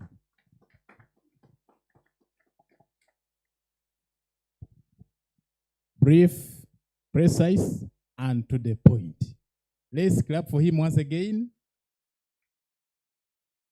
Thank you so much, our chief guest, Mr. Bob Munene, for really stepping in and for that good speech. Ladies and gentlemen, that marks the end and he has officially closed, but mine is to simply make two announcements. That one, Please give us feedback. There is an evaluation sheet that has been put on that table. Scan it and let us know how you feel about this event so that going forward we can serve you better. And then 2, we have a group photo, which is going to be taken in front here. So I'll invite the major partners in organizing this. I'll start with Minister of Finance, our chief guest. Kindly come and sit. And then the Bank of Uganda management, represented by Mr. Makea Wom, FSDU, Abi Finance,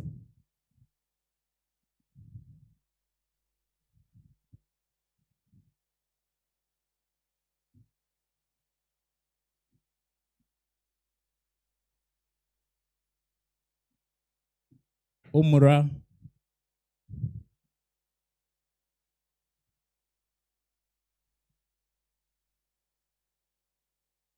Capital Markets Authority, or IRA, and then we'll take that first photo.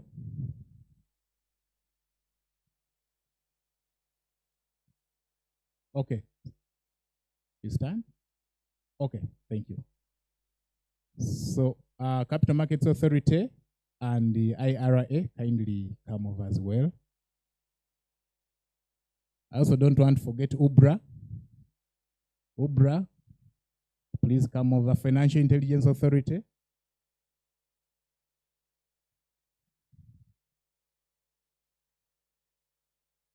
FSD is already here.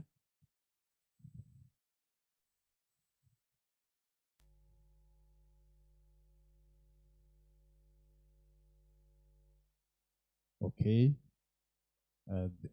We only had one lady, second one has come. You have to be gender balanced.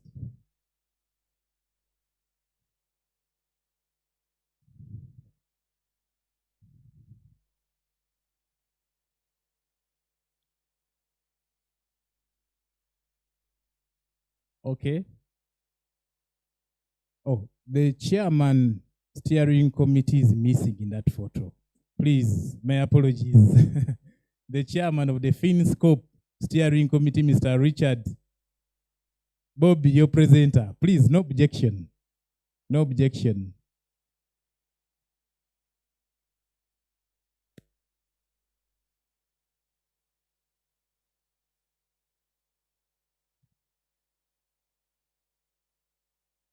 As Anthea and team plan to join, Anthea, you're already not here. Anthea and the panelists who are not here, some of them are already here. You can also join in.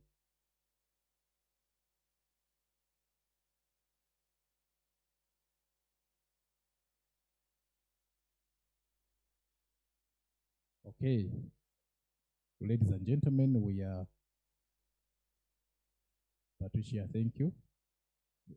Let's mix up. Patricia, if you can go somewhere in the middle so that all the ladies are not, the photo will be skewed.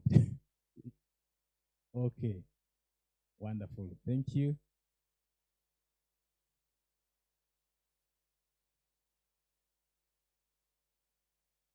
Okay, then finally we're going to have a group photo. Some of us can sit, then the rest stand behind, and then we'll be joined by the other regulators and representatives of institutions. So some of us, especially BOU, FSDU, Abi Finance, can sit. Then the rest can go behind. FSDU can find a seat.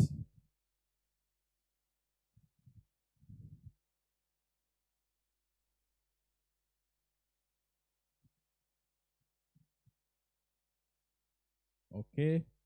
So let the rest of us join. Yeah, it's a group photo. This is actually the last photo we are having, so please come and find space wherever you can and feature in this photo. This is the very last photo. I can see Millie, the Director of Statistics, Bank of Uganda, coming to join. Okay, let's find some space. I'm sure we can find a way of coexisting somewhere, somehow. This is the very final photo. Ivan Setimba coming to join in the photo. If you can find space somewhere, somehow, so that you feature in this photo.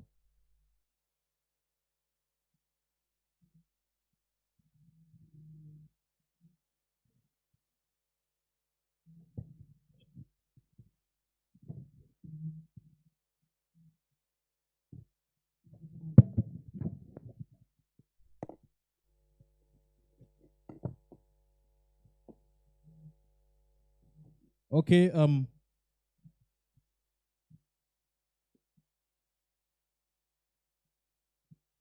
photographers, hope we are all in.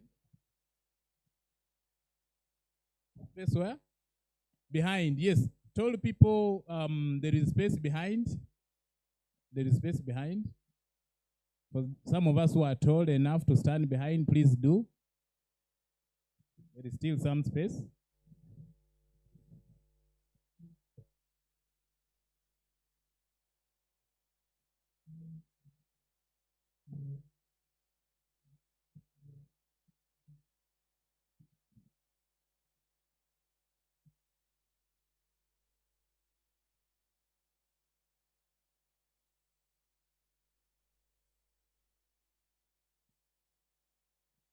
Photographer. Let's say Finscope. Someone is saying no. Smile, okay.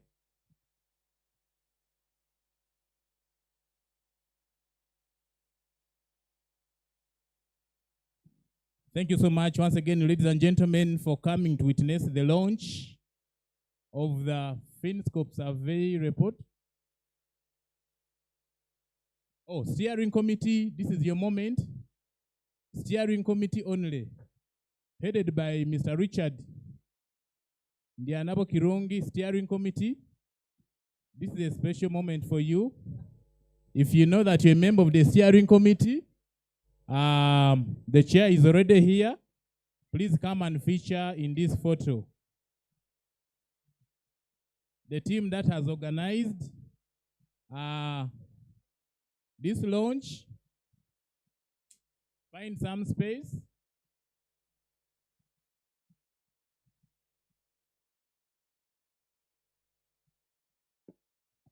Photographer, we are waiting for you. This is the very last photo for the steering committee. Nicholas, they're inviting you to join Dr. Nicholas Okot, Bank of Uganda.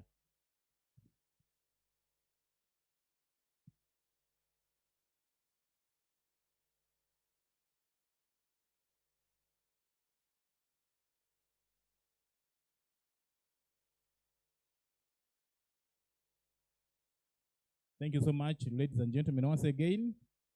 And we are grateful that you're able to find time to come. Once again, want to thank Bank of Uganda, want to thank Minister of Finance, Planning and Economic Development, want to thank FSDU, want to thank Abi Finance. We are grateful to UBA. Thank you so much, Uganda Financial Literacy Association of Uganda, for coming. And thank you again, Finca, Amfu, Ugaford, IRA, Umra, CMA, FIA, Finmark Trust. Thank you so much. We appreciate and we're happy that you're able to find time to come and be with us. Uganda Institute of Banking and Financial Services, thank you so much for coming. Pride Microfinance, thank you so much. UNCDF, thank you so much for coming. Housing Finance Bank, we are happy that you came. Post Bank Uganda, thank you for coming. MasterCard Foundation, thank you so much for coming. Ladies and gentlemen, thank you so much. So wish you the best of the remaining part of the day. God bless you.